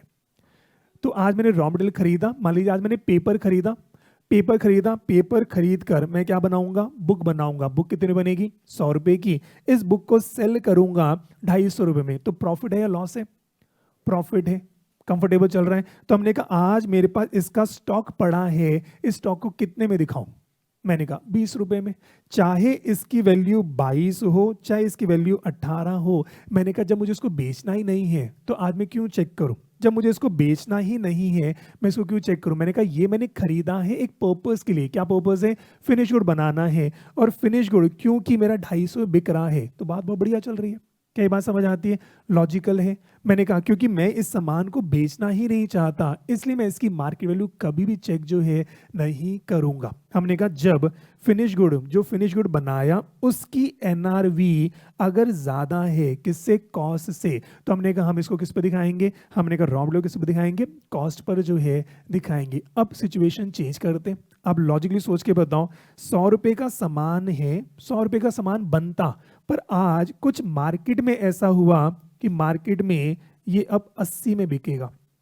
अब सोच के बताना, मैंने पेपर खरीदा या मैंने कुछ सामान खरीदा, सामान खरीदा 20 रुपए का सामान था, पर कुछ मार्केट में ऐसा हुआ, नए कॉम्पिटिटर्स आ गए, कुछ ऐसा टेक्नोलॉजी कुछ बदल गई, जो मैंने सामान खरीदा है, अगर आज मैं सामान को बनाऊंगा कितने बनेगा, 100 रुपए में, बेचूंगा कितने बिकेगा, 80 में।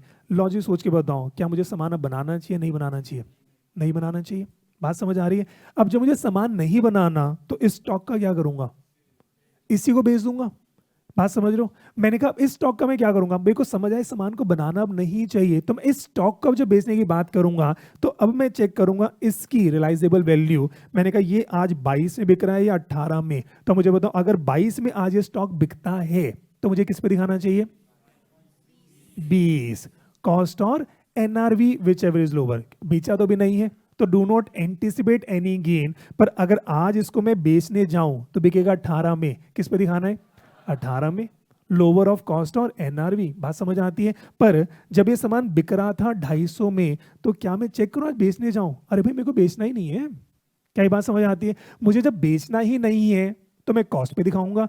और जब सिचुएशन ऐसी बन गई, जब सिचुएशन ऐसी बन गई कि मुझे ये बनाने की जगह बेचना पड़ेगा, तब मैं कंपेयर करता हूँ कॉस्ट और इसकी एनआरवी। क्या ये बात समझ आती है। एक बेसिक कंसेप्ट आपने पूरे अकाउंट्स में हम पढ़ते हैं, गोइंग कंसर्न। गोइंग कंसर्न का मतलब हमारे बिजनेस बढ़िया चल रहा है, तब हम किस पे दिखाते हैं, हर चीज कॉस्ट पर। और जब लगता है बिजनेस पे ही गड़बड़ हो गई, तब किस पे दिखाते हैं, रियलाइजेशन वैल्यू पर जो है दिखाते हैं। वही कंसेप्ट यहाँ पर जो है आया। तो उन्हें कहा देखो जब तक इसकी एनआरवी ज्यादा है, जब तक इसकी एनआरवी ज्यादा है, इसका मतलब हम सामान बनाएंगे, इसका मतलब प्रोडक्शन चलती रहेगी, तो मेरे को आगे चेक नहीं करना मेरा रॉ मटेरियल कितने रुपए का जो है आ रहा है। पर जब मुझे लगा कि बनाना ही बेकार हो गया, जब मुझे लगा बनाना ही बेकार हो गया, जब मेरी एनआरवी कम हो जाए, फिर मुझे क्या करना है, फिर मैं अपने रॉ मटेरियल को चेक करूंगा अब ये कितने में बिकता है, प्रॉफिट में या लॉस में।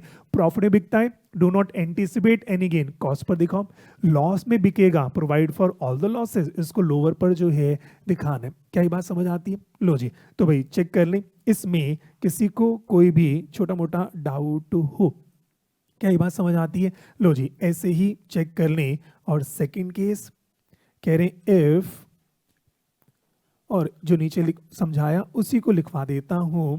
तो भाई चेक करें, पहला पार्ट ये था, इन्वेंट्री और कॉस्ट पर दिखाएंगे। और सेकंड कह रहे हैं if NRV of finish goods, NRV of finish goods, अगर जो सामान बनाऊंगा बनेगा 100 में, बिकेगा 80 में, अगर ये कम हो गया, less than cost of finish goods, less than cost of finish goods, और अगर ऐसा हो गया तो मुझे क्या करना है, कह रहे कॉमा देन, कॉमा देन, कह रहे तब मुझे क्या करना है, कॉमा देन रॉ मटेरियल,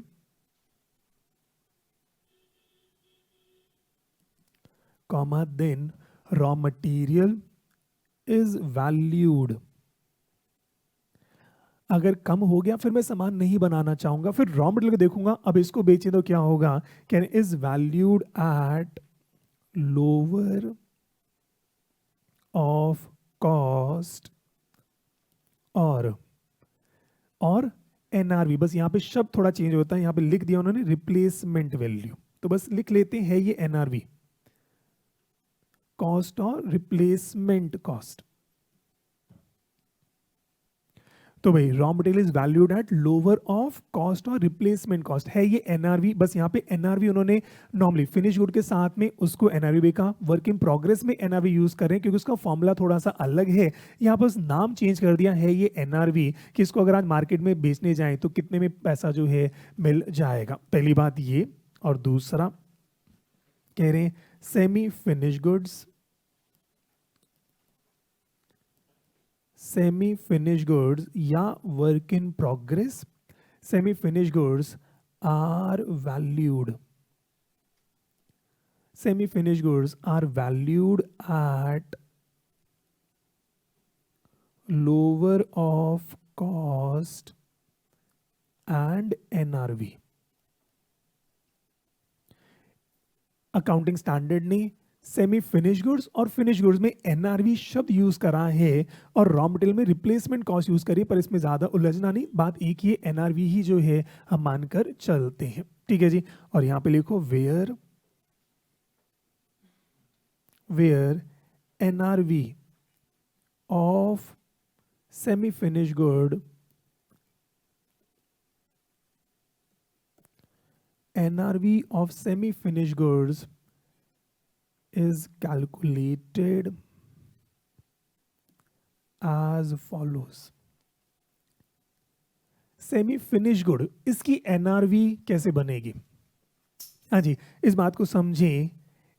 हमने कहा semi finish good, garment industry की बात करें तो एक है आपका क्लॉथ, वो मेरा क्या है, raw material. Cloth as it is market बिक सकता है, नहीं बिक सकता? बिक सकता है। तो भाई मैंने क्लॉथ खरीदा, एज इट इज मेरा जो है बिक जाएगा, उसमें इश्यू जो है नहीं आता। पर हमने क्लॉथ की कटिंग कर दी है, स्टिचिंग चल रही है, आधा शर्ट अभी बनी है, एम्ब्रॉयडरी थोड़ी बहुत जो है हो गई। अब आप सोच के बताओ, क्या वो कोई खरीदेगा? हमने कहा आधी शर्ट बनी है, अभी कॉलर नहीं लगे, बटन नहीं लगे, उसको कैसे बेचोगे? उसको कैसे बेचोगे? क्या करना पड़ेगा कि वो बिके? पूरा बनाना पड़ेगा। क्या ये बात समझ आई? पूरा बनाना पड़ेगा। तो हमने कहा जब सेमी फिनिश्ड है वो तो बिक ही नहीं सकता, हमने कहा उसको तो पूरा बनाना पड़ेगा, तो मतलब बनाने का उस पर खर्चा करना पड़ेगा और फिर मुझे करना पड़ेगा, शर्ट को ही बेचना जो है पड़ेगा। इसलिए इसकी एनआरवी कैसे आएगी? Calculated as follows, this is equal to, हमने कहा expected sale value of finish good. हमने कहा आधी शर्ट तो बिक नहीं सकती, शर्ट बनाकर बेचना जो है पड़ेगा। तो हमने कहा जब शर्ट बनाकर बेचेंगे कितने में बिकेगी? माइनस शर्ट को बनाने में कुछ खर्चा होगा, तो भाई estimated cost of completion, estimated cost of completion, shirt को बनाने में मेरे को शायद 20 रुपए और लग जाएंगे, और उसके बाद फिर एक और आएगा वही एस्टिमेटेड, हाँ जी, estimated cost to make such sale. और फिर जब बेचूंगा तो कमीशन भी जो है मेरे को देना जो है पड़ेगा। तो जब बेचूंगा मेरे को उसका कमीशन जो है मेरे को देना जो है पड़ेगा। कुछ की बात समझ आती है? लो जी, इस बात को भी समझ लेते हैं। तो भाई कैसे हुआ? मैंने कहा आज मान लीजिए वर्क इन प्रोग्रेस है, अभी लिखना नहीं, वर्क इन प्रोग्रेस है, मान लो 60 रुपए का है। वर्क इन प्रोग्रेस कितना है? 60 रुपए। भाई मैंने कहा रॉ मटेरियल मेरा कितना था? 20 रुपए का, और मैंने कहा इस पे कुछ काम करने के बाद 60 रुपए का काम अभी, पर अभी शर्ट पूरी नहीं बनी, अभी शर्ट पूरी जो है नहीं बनी। शर्ट बनाने के लिए मुझे खर्चा करना पड़ेगा कितना? 40 रुपए। मान लेते फिनिश गुड 100 रुपए का बनेगा, तो मैंने कहा अभी मुझे एक्स्ट्रा कॉस्ट इनकर करनी पड़ेगी, कितनी? 40 रुपए। मैंने कहा 40 रुपए मुझे खर्च करना पड़ेगा तो मेरी शर्ट जो है बनेगी, तो मेरी शर्ट पूरी बनेगी। और जब मैं शर्ट को बेचने जाऊंगा वो कितने बिक रही है? 80 रुपए में। पुराना वाला एग्जाम्पल ही लेकर चलते हैं कि अभी 100 रुपए की शर्ट बन रही थी, 80 में जो है बिक रही है, तो मैंने कहा 80 में जो है मेरी बिकेगी। कंफर्टेबल है? तो अब आप खुद सोच के बताओ, और साथ में मैं कमीशन भी ले लेता हूँ, और मैंने कहा मे बी मेरे को 5 रुपए का कमीशन भी जो है देना पड़ेगा। अब आप सोच के बताएं कि भाई मेरी इसकी एनआरवी कितनी होगी। मैंने कहा आज मैं इस वर्क इन प्रोग्रेस को अगर मैं बेचने जाऊं तो मुझे क्या करना पड़ेगा?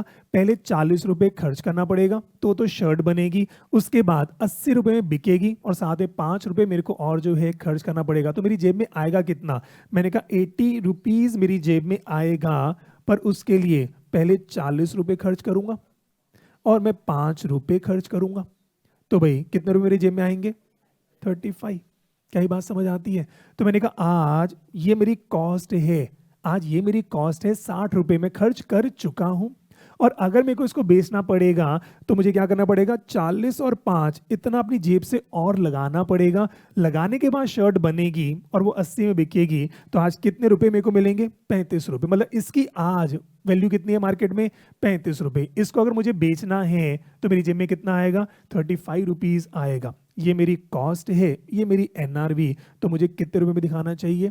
35 में जो है दिखाना चाहिए। कुछ को बात समझ आती है?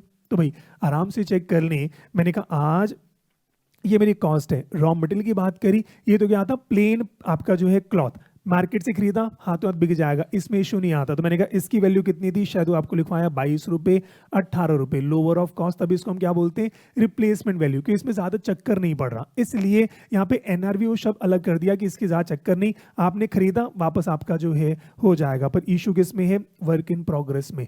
आधी शर्ट बनी है, जैसे हमारी किताबों की बात करें, प्रिंटिंग हो गई, अब प्रिंटिंग हो गई पर अभी बाइंडिंग नहीं हुई, कोई नहीं खरीदेगा, पहले मुझे किताब पूरी बनानी पड़ेगी, फिर मार्केट में जो है मेरे को बेचना जो है पड़ेगा। तो बनाने में कितने रुपए लगेंगे, 4 रुपए, मेरे को शॉपकीपर को कितने देने पड़ेंगे, 5 रुपए, 45 रुपए खर्च करूंगा तो मेरी किताब 80 में बिकेगी, तो मेरी जेब में कितना आएगा, 35 रुपीज जो है आएगा। तो मैंने कहा आज इसकी वर्थ कितनी है, सिर्फ 35 रुपए की वर्थ जो है आती है। कंफर्टेबल है, लोअर ऑफ द कॉस्ट। अगर ये 35 है किस पर दिखाऊंगा, 35, और इन केस अगर ये 65 हो जाता तो मैं किस पे दिखाता, 60 पर जो है मैं दिखाता। कुछ बात समझ आती है, कंफर्टेबल चल रहा है। चलो तो भाई अब 5 नंबर के सवाल पर जो है आते हैं, जो नॉर्मली अभी तक आईसीए के पुराने कोर्स में जो है आता था, मैं उस लेवल पर अब आपको लेकर जो है जा रहा हूं। तो ये 5 नंबर का अगर सवाल आएगा तो लिखिए जी एग्जाम्पल नंबर 3। तो भाई 5 नंबर का सवाल जो अभी तक पेपर में इस अकाउंटिंग स्टैंडर्ड से आता था उस लेवल पर जो है आ गए हैं। लो जी, तो भाई एग्जाम्पल नंबर 3 पर आ जाएं, और अब ध्यान से ये सवाल कर लिया तो आपका 5 नंबर जो है पक्के जो है हो जाएंगे। तो भाई चेक करें, x limited has following inventories. बस आज इतना ही अपने को जो है पढ़ना है, जितना पढ़ा है उसकी अब रिवीजन जो है बस करेंगे, और 2 सवाल सेम सवाल तो जो है करेंगे। X limited has following inventories, तीनों इन्वेंट्री मैं आपको दे रहा हूं। फर्स्ट इज रॉ मटेरियल,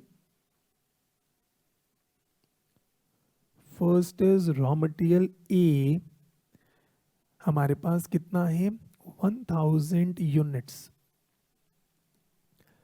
हमारे पास रॉ मटेरियल है 1000 यूनिट, उसकी कह रहे हैं परचेज कॉस्ट। इसकी परचेज कॉस्ट मैं आपको दे रहा हूं 100 पर यूनिट। इसकी मैं रिप्लेसमेंट कॉस्ट आपको दे रहा हूं,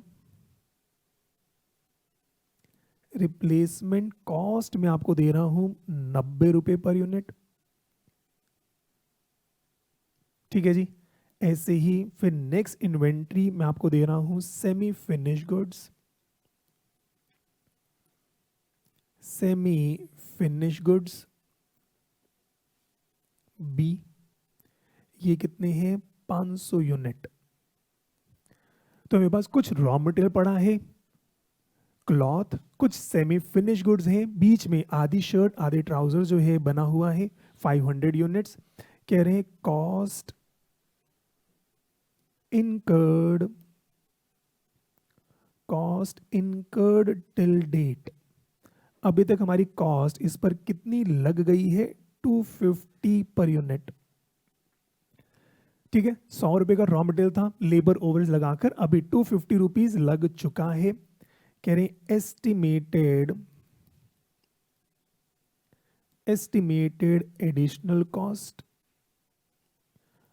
एस्टिमेटेड एडिशनल कॉस्ट वो है 180 रुपये, और अभी अगर हम शर्ट पूरी बनाएं 180 रुपये और लगेंगे, कुछ स्टिचिंग होनी है, बटन्स लगने हैं, 180 रुपये और लगेंगे। कंफर्टेबल है। और ऐसे ही फिर नेक्स्ट हमने कहा फिनिश गुड्स, फिनिश गुड्स सी, और कुछ फिनिश गुड्स हमारे बने हैं, ये है 600 यूनिट्स, ये हमारा गिवन है 600 यूनिट्स, और इसकी गिवन है total cost, total cost of production. ये तो बन चुका है, तो भाई ये बना कितने में, 400 रुपये, ये बना कितने में, 400 रुपये में। ठीक है जी, 5 नंबर का सवाल, और आपसे कह रहे हैं advice, advice eight what price या what cost या what value, at what price should X Limited disclose its inventory in the following cases.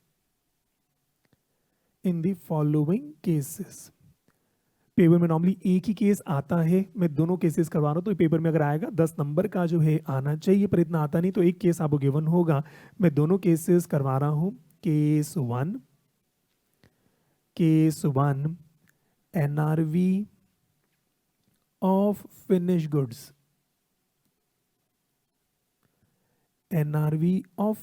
Goods, ये आपको गिवन है 450। और case 2 NRV of finish goods, ये आपको मैं दे रहा हूं 350। लो जी, आराम से चेक करें, एक बार देखिए क्या आप ये सवाल कर पाएंगे कि नहीं कर पाएंगे।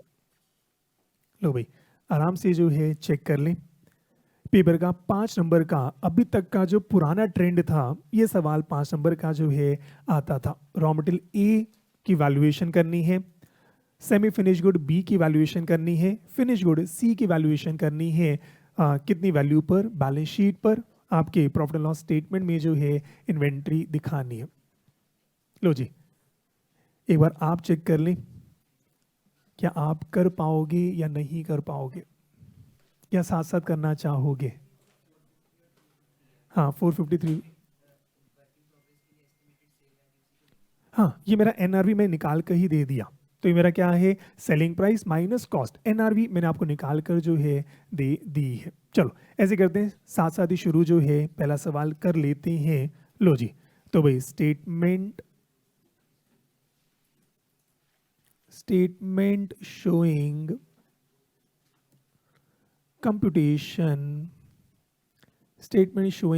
computation of value of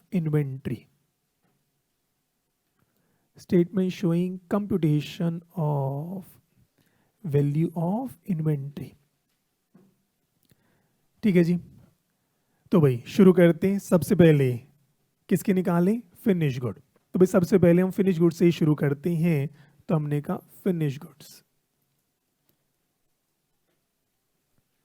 तो भाई फिनिश गुड्स की अगर बात करें तो भाई चेक करो फिनिश गुड की कॉस्ट। हाँ जी, फिनिश गुड की कॉस्ट हमारे पास कितनी है? चेक करें, 400। कॉस्ट आपको गिवन है 400 पर यूनिट। और एनआरवी कितनी गिवन है? हाँ जी, केस 1 की बात करें, यहाँ पे लिख लो केस 1, तो भाई वो कितना है? 450। तो भाई एनआरवी कितनी है? 450। मुझे क्या करना है, किस पे दिखाना है? Lower of the two. हाँ जी, लोअर कितना है? 400। यूनिट्स कितने हैं? कितने? 600 यूनिट्स। तो वैल्यूएशन, हाँ जी, वैल्यूएशन कितना?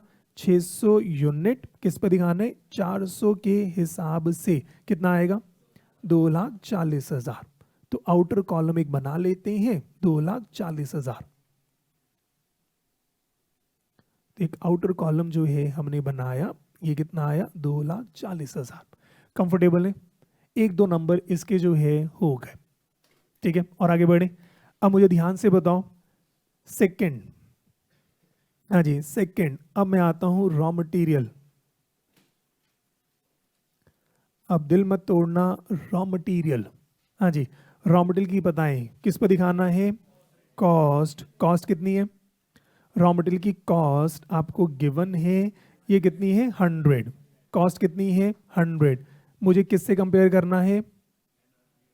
नहीं करना, फंस गया बकरा। हमने कहा जैसे ही यहाँ पर कॉस्ट मेरी, इसको अगर कॉस्ट एनआरवी यहाँ पे बड़ी है तो रॉ मटेरियल किस पे दिखाऊंगा, सिर्फ कॉस्ट पे, मुझे अब कंपेयर नहीं करना, बात खत्म हो गई। ठीक है ना भाई, इतना सही 5 नंबर का सवाल है कि मैंने कहा भाई छोटी सी बात है, 400 का सामान बना के 450 में बेचूंगा तो रॉ मटेरियल तो मेरे को बेचना ही नहीं, बात ही खत्म हो गई। सिंपल कॉस्ट पर चलेंगे तो यहाँ पर यूनिट्स कितने हैं, हाँ जी यूनिट्स कितने थे, ऊपर चेक करें 1000 यूनिट कितने हैं, 1000 यूनिट कितने हैं, 1000। तो बताओ जी वैल्यूएशन, वैल्यूएशन हमने कहा भाई 100 यूनिट 1000 के हिसाब से कितना आ गया, 1 लाख। समझ रहे हो, ये पेपर का अब तक का लेवल चल रहा है। पहले पेपर में 5 नंबर का ये सवाल आता था, पर यहाँ पे हल्का सा आपने गड़बड़ करी, इतने में सारा जो है गड़बड़ हो गई, कंफर्टेबल ने। ऐसे ही तीसरा आ जाओ, work in progress, work in progress check करे बताओ इसकी कॉस्ट कितनी, हाँ जी work in progress cost till date, cost till date हमारे कितने रुपए इसमें लग चुके हैं, कितने लग चुके हैं, 250 रुपये, कितने लगे, 250 रुपये। हमने कहा कितने लगे हैं, 250 रुपये अभी तक जो है लगे हुए हैं। अब बताएं जिसको क्या करना है, इसी पर दिखाना है। क्यों, मैंने कहा मेरा आगे एनआरवी जब मेरी ज़्यादा है तो मैं इसी पर जो है दिखाऊंगा, मुझे आगे चेक करने की ज़रूरत नहीं। यूनिट्स कितने, 500 यूनिट्स कितने, 500 यूनिट्स। और मैंने कहा जी वैल्यूएशन, लो जी वैल्यूएशन की बात करें तो मैंने कहा 250 की कॉस्ट है, 500 पर दिखाना है, तो ये कितना आ रहा है, 1,25,000। पक्का कैलकुलेटर पर निकाला है, फिर ठीक है। हाँ देखो मैं आपके भरोसा कर रहा हूँ, तो भाई कैलकुलेटर पे आपने निकाल लिया होगा, आपने कहा 1,25,000, ठीक है जी। तो भाई टोटल वैल्यूएशन, टोटल वैल्यू जो है निकाल कर बता दीजिए। तो भाई हाँ जी कितना बता रहे हो, 4,65,000। तो आप कह रहे हैं जी 4,65,000 जो है आपका आ जाएगा। क्या ये बात क्लियर है? ये पेपर में 5 नंबर का सवाल इतना जो है पुराने अटेम्प्ट में जो है आता था, अगर ये अच्छे से कर पाओगे तो आपके 5 नंबर पूरे जो है आपके हो जाएंगे। तो भाई आराम से चेक कर लें। सबसे पहले किसकी वैल्यूएशन निकालेंगे, हमने कहा फिनिश गुड, कॉस्ट और NRV whichever is lower. और अगर यहाँ पर कॉस्ट लोअर आ गई, अगर कॉस्ट लोअर आ गई तो रॉ मटेरियल भी किस पे दिखाना है, कॉस्ट पर। और मैंने कहा वर्क इन प्रोग्रेस भी किस पे दिखाना है, कॉस्ट पे दिखाना है। बात क्लियर जो है हो जाती है, ठीक है। या तो पेपर में इतना सा सवाल 5 नंबर का आता था, या फिर पेपर में जो मैं केस 2 आपको करा रहा हूं उस पर भी आ जाओ। केस 2 फिर से statement of valuation of inventory. CA inter वाकई बड़ा आसान अब हो गया है। क्यों? क्योंकि 80 नंबर का सिर्फ अकाउंटिंग स्टैंडर्ड आना है, और अकाउंटिंग स्टैंडर्ड का यही लेवल है, इससे ऊपर का लेवल अकाउंटिंग स्टैंडर्ड में है ही नहीं। तो इसलिए 80 नंबर आपके बड़े मस्त पक्के जो है हो जाते हैं। लो जी, तो भाई सेम स्टोरी है, अकाउंटिंग स्टैंडर्ड सबसे ज़्यादा स्कोरिंग होता था, जो जितना मुश्किल पार्ट था सीए का वो सारा का सारा जो है हट गया। अब तो इजी इजी पार्ट जो है आपका रह गया। पुराने कोर्स में अकाउंटिंग स्टैंडर्ड कितने नंबर का आता था, सिर्फ 20 नंबर का। पुराने कोर्स में सिर्फ 20 नंबर अकाउंटिंग स्टैंडर्ड आता था, बाकी सारे बड़े बड़े चैप्टर्स होते थे, जैसे आपके सीए में बड़े बड़े चैप्टर्स होते थे। अब आईसी ने पूरा ही चेंज कर दिया। एक तो अकाउंटिंग से 80 नंबर, ये तो सबसे ज़्यादा स्कोरिंग हो गया। दूसरा एमसीक्यू डालकर, और जो है मतलब आपके इतने पुराने जन्मों के इतने पुण्य रहे होंगे। बच्चे हंस रहे सर, हम हाँ आप ही की बात कर रहा हूँ मतलब आपके, मतलब कहते हैं ना, इतने जन्मों के आपके पुण्य रहे होंगे कि अब आपकी सीए तो फर्स्ट शॉट में जो है होनी है, फर्स्ट शॉट में आपकी सीए जो है होनी है। बस हाँ थोड़ा सा अब ध्यान से पढ़ाई जो है कर लेना। चलो करें फिर से शुरू। सर पहली बार लग रहा हमने पुण्य करे हैं। हाँ जी बेटा, चलो जी फिर से शुरू करते हैं। फिनिश गुड्स, लो जी चेक करें फिनिश गुड्स। फिनिश गुड फिर से स्टोरी कॉस्ट। हाँ जी कॉस्ट कितना है, 400। एनआरवी 350, एनआरवी 350 कह रहे लोअर कितना, 350, लोअर कितना 350। हमने कहा फिर यूनिट्स 600 और हमने कहा जी वैल्यूएशन हमने कहा 600 यूनिट को 350 पर अपने को जो है दिखाना है। कितना आ रहा है? 2,10,000। तो आप कह रहे हैं जी 2,10,000। इजी। और अब ध्यान से चेक करके बताओ, अब सेकंड आ जाओ। लो जी, सेकंड फिनिश गुड के बाद क्या है? Raw material. दिल मत तोड़ना, रॉ मटेरियल किस पर दिखाना है? लोअर ऑफ कॉस्ट और रिप्लेसमेंट। क्यों? क्योंकि अब मेरा सामान जब बिकेगा तो गड़बड़ है, तो मैं पहले चेक करूँ रॉ मटेरियल अब कितने बिकना है। तो रॉ मटेरियल की कॉस्ट कितनी है? 100। रॉ मटेरियल कॉस्ट कितनी है? 100। रिप्लेसमेंट कॉस्ट कितनी है? 90। रिप्लेसमेंट कॉस्ट कितनी है? 90। अब इसको कंपेयर करना है लोअर, तो लोअर कितना आएगा? 90। कंफर्टेबल है। और फिर यूनिट्स कितने? 1000 यूनिट्स। और चेक करें वैल्यूएशन। हाँ जी, वैल्यूएशन कितनी? 1000 यूनिट को 90 के हिसाब से वैल्यू करना है, तो ये कितना आ जाएगा? 90,000। ये कितना आ जाएगा? 90,000। इजी चल रहा है, ठीक है। बस पेपर में एक केस आता है, दोनों केस नहीं आते, बस कहीं पर गड़बड़ ना हो जाए। अगर मैंने फिनिश गुड को कॉस्ट पर दिखाया तो बहुत इजी हो गया, रॉ मटेरियल भी कॉस्ट पर दिखाएंगे और आपका सेमी फिनिश गुड भी कॉस्ट पर दिखाएंगे। पर अगर फिनिश गुड को एनआरवी पर दिखाया तो रॉ मटेरियल और वर्क इन प्रोग्रेस इसका भी चेंज जो है हो जाएगा। लो जी, और तीसरा चेक करें semi finish goods. Semi finish goods, अब ध्यान से चेक करो, सेमी फिनिश गुड्स की कॉस्ट टिल डेट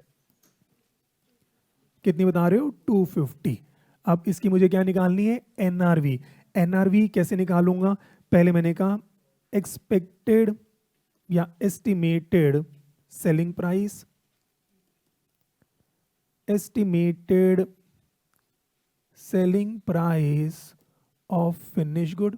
ये फिनिश गुड कितने बिकेगा? 350। कितने बिकेगा? 350। तो हमने कहा अब हम बनाकर बेचेंगे, कितने बिकेगा? 350। पर इसको बनाने के लिए मुझे क्या करना पड़ेगा? Less additional cost. मेरे को खर्च करना पड़ेगा कितने रुपए? 180। खर्च करना पड़ेगा 180। 180 रुपए खर्च करके शर्ट बनेगी, 350 बिकेगी, तो मेरी जेब में आएगा कितना? 170। तो मैंने कहा भी एनआरवी, तो मैंने कहा इसकी एनआरवी कितनी है? 170। मैंने कहा जी लोअर ऑफ 2 कितना? 170। तो ये मेरे को 170 में जो है दिखाना होगा। मैंने कहा जी यूनिट्स 500। आपने कहा यूनिट कितने हैं? 500। तो हमने कहा जी वैल्यूएशन, अरे मस्त आपने निकाल दिया है। 170 इंटू में 500 कितना बता रहे हो? 85,000। कितना आपने बताया? 85,000। लो जी, और टोटल वैल्यूएशन, हाँ जी कितना बता रहे हो? 3,85,000। इजी है, इतना बड़ा सवाल नहीं आएगा। मैंने आपको बड़ा सवाल कराया है पेपर में, एक केस इसमें से जो आना चाहिए, चाहे केस ए या केस बी। कर पाओगे कि नहीं कर पाओगे? अच्छे से कर पा रहे हो? इजी चल रहा है। आपका अकाउंटिंग स्टैंडर्ड 2 ऑलमोस्ट कंप्लीट हो गया है, ठीक है। नेक्स्ट क्लास में कंप्लीट किया, छोटे टॉपिक है। मैं हर अकाउंटिंग स्टैंडर्ड एक क्लास या 2 क्लास में कंप्लीट जो है हो जाएगा, जिसका मेजर पार्ट मैंने आज ही कंप्लीट जो है कर दिया है। तो मान के चलें आपका 5% सिलेबस, नहीं तो 4% सिलेबस तो आज कंप्लीट जो है हो गया। मजाक मजाक में 3 से 4 नंबर तो आपके आज पक्के जो है हो गए हैं। कंफर्टेबल है? लो जी, यहाँ तक आराम से चेक कर लें, किसी को कोई भी छोटा मोटा डाउट हो? ठीक चल रहा है? तो बस एक सवाल इसका और जो है कर लेते हैं। तो भाई आज का आखिरी सवाल, एक सवाल और कर लेते हैं। तो भाई आज का आखिरी सवाल मैं यहीं पर लिख रहा हूं, आप फिर से लिख लेना। Example number 4। चलो जी, एग्जाम्पल नंबर 4। बस मैं ये सारे डेटा बस चेंज करना है, बाकी सब सेम है। तो आप लिख लो, एक्स को वाई लिमिटेड बना लो, देखो क्वेश्चन चेंज हो गया, अब हम रीमिक्स कर रहे हैं, ठीक है। तो भाई लिख लो फिर से, Y limited has the following inventory, raw material X, Y Limited has following inventories, raw material X, purchase का आपका रॉ मटेरियल X ये कितना है 5000 यूनिट्स, परचेज कॉस्ट है ₹200 पर यूनिट और रिप्लेसमेंट कॉस्ट है 210 पर यूनिट।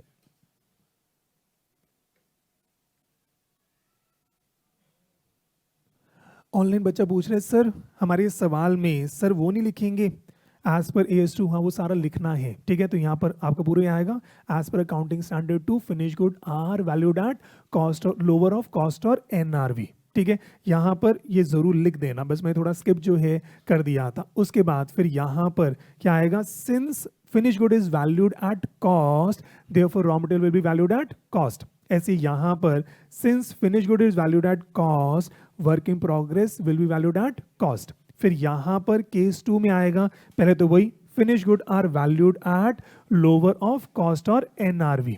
उसके बाद रॉ मटेरियल में यहाँ पर आएगा since NRV is less than cost of finished good, therefore raw material valued at lower of cost or replacement cost। और ऐसे ही यहाँ पर भी since finished good is valued at आपका NRV, therefore semi finished good is valued at lower of cost और NRV, ठीक है। वो आप लिख लेना क्योंकि टाइम की मेरे को कमी दिख रही थी और मेरे को सवाल पूरा जो है कराना था, ठीक है। क्योंकि हमारे पास 15 मिनट है, 18 मिनट है, तो मैं चाह रहा था 18 मिनट में अगला सवाल जो है हम कर लें, ठीक है। बाकी लिख लेना। चलो ऐसी आ जाओ, सेमी फिनिश गुड यहां पर 2000 यूनिट, इसकी कॉस्ट टिल डेट है 500, एस्टिमेटेड एडिशनल कॉस्ट है 200,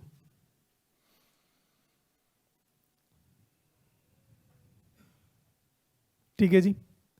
तो रॉ मटेरियल एक्स है, सेमी फिनिश गुड वाई कर लो और फिनिश गुड को Z कर दें। सबने लिख लिया। फिर फिनिश गुड हमारे पास कितने हैं, 4000 यूनिट और उसकी कॉस्ट है ₹650 पर यूनिट। और आपसे कह रहे हैं advice at what price x limited की जगह वाई लिमिटेड कर देना। तो भाई आज का आखिरी सवाल जिसके साथ AS2 ऑलमोस्ट 80% कंप्लीट जो है हो जाएगा और जितना रेलिवेंट पार्ट है वो आपका आज कंप्लीट जो है ऑलमोस्ट हो जाएगा। नेक्स्ट क्लास में AS2 पूरा कंप्लीट जो है कर देंगे। लो जी, एडवाइस और यहाँ पर NRV चेंज कर देते हैं। फर्स्ट केस में NRV है 1000, सेकेंड केस में NRV है 600।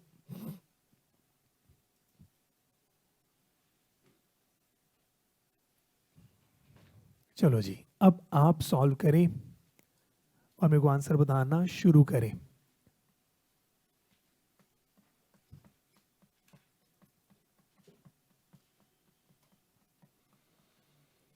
चलो जी, आराम से चेक करें। वाई लिमिटेड कितने रुपए में अपनी इन्वेंट्री दिखाएगी। फिनिश गुड की NRV पहले केस में है 1000 रुपये और दूसरे केस में है 600 रुपये।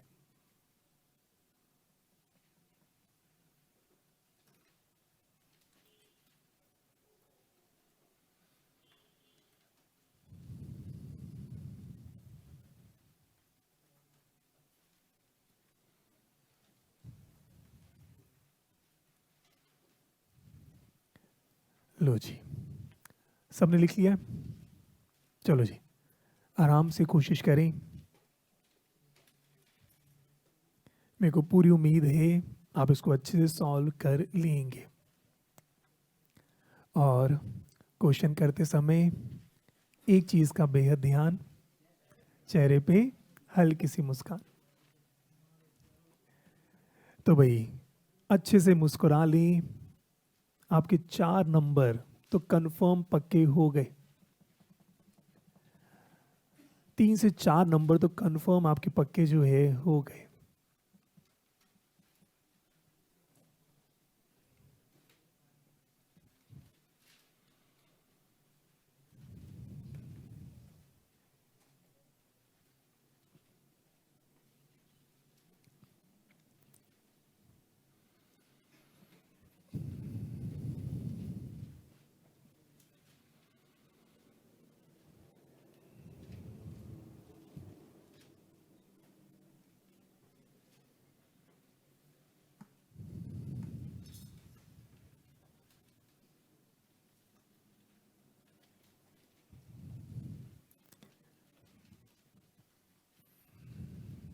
हाँ जी, केस 1 केस 2।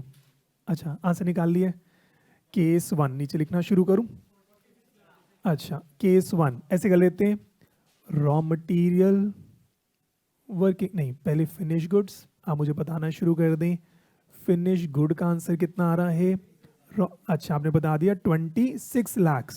रॉ मटेरियल का 10 लाख।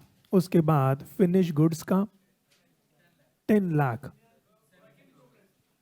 अच्छा सॉरी, ओहो, वर्क इन प्रोग्रेस, हाँ जी, वर्क इन प्रोग्रेस, ये भी कितना आ रहा है? 10 लाख। तो टोटल कितना हो गया? 46 लाख। सबका यही आ रहा है? सबका यही आ रहा है? कितने बच्चों का ये आंसर आ गया है? अच्छा ऑलमोस्ट सबका आ गया। पेपर में तो इतना ही सवाल आना है 5 नंबर का, और आपको 10 मिनट मिलेंगे। 10 मिनट में कर लोगे विद प्रेजेंटेशन पूरा अच्छे से सारा कुछ लिखकर? तो भाई चेक कर लें। तो भाई अभी कोई केस 1 कर रहा हो? एक दो बच्चे कर रहे हैं, तो लो जी चेक कर लेते हैं। केस 1 पर आ जाए तो भाई मैं यहीं पर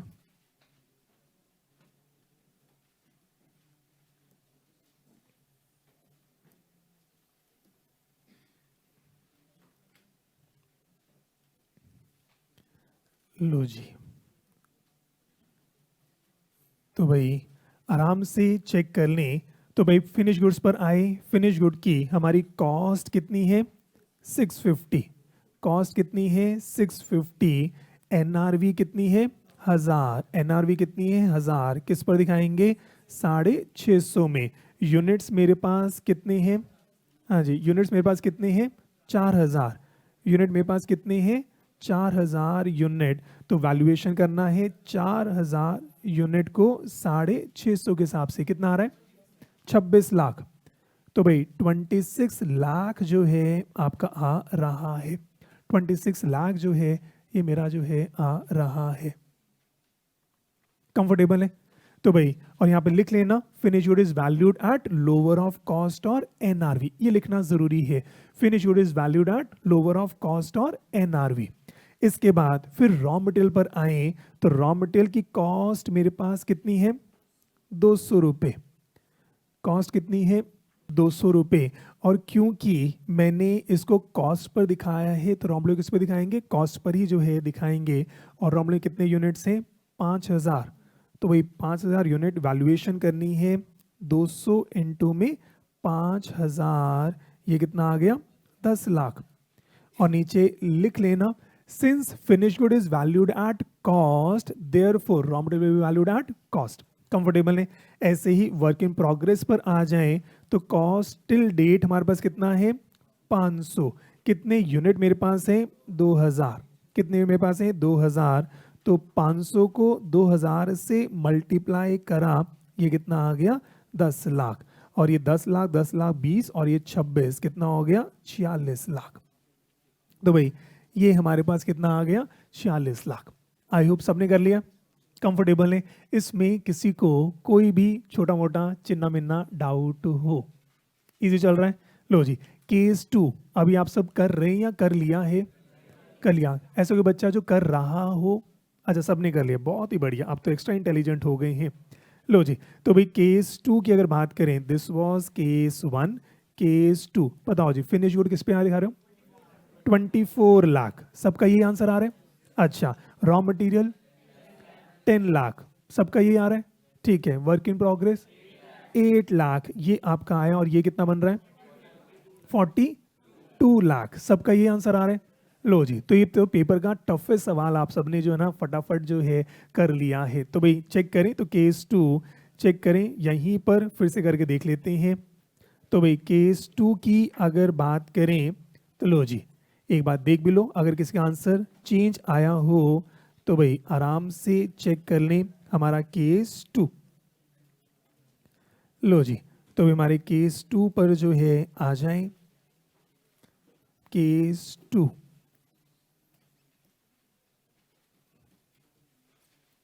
लो जी, तो भाई हमारे केस 2 पर आ जाएं। तो केस 2 में हमारी कॉस्ट कितनी है? 650।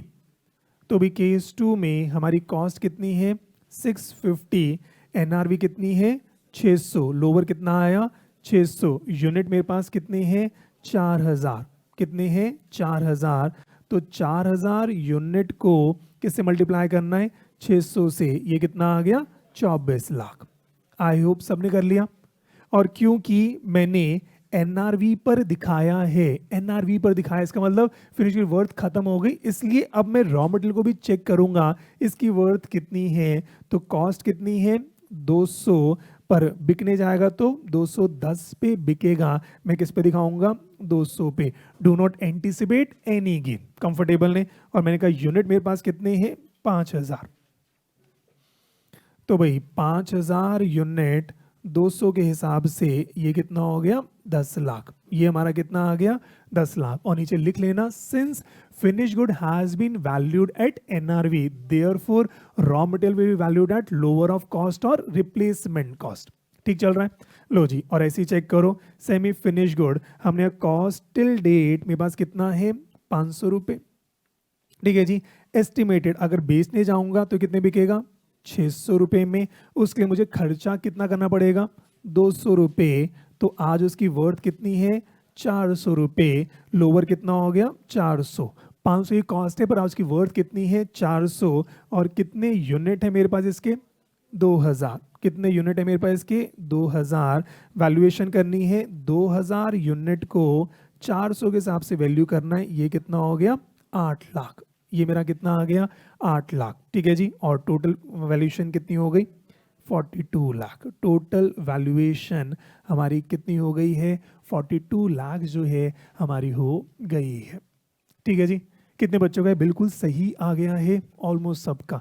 तो आप चेक करें, मतलब ये इंटर का लेवल है जो मैंने आपको कल भी शायद कहा था।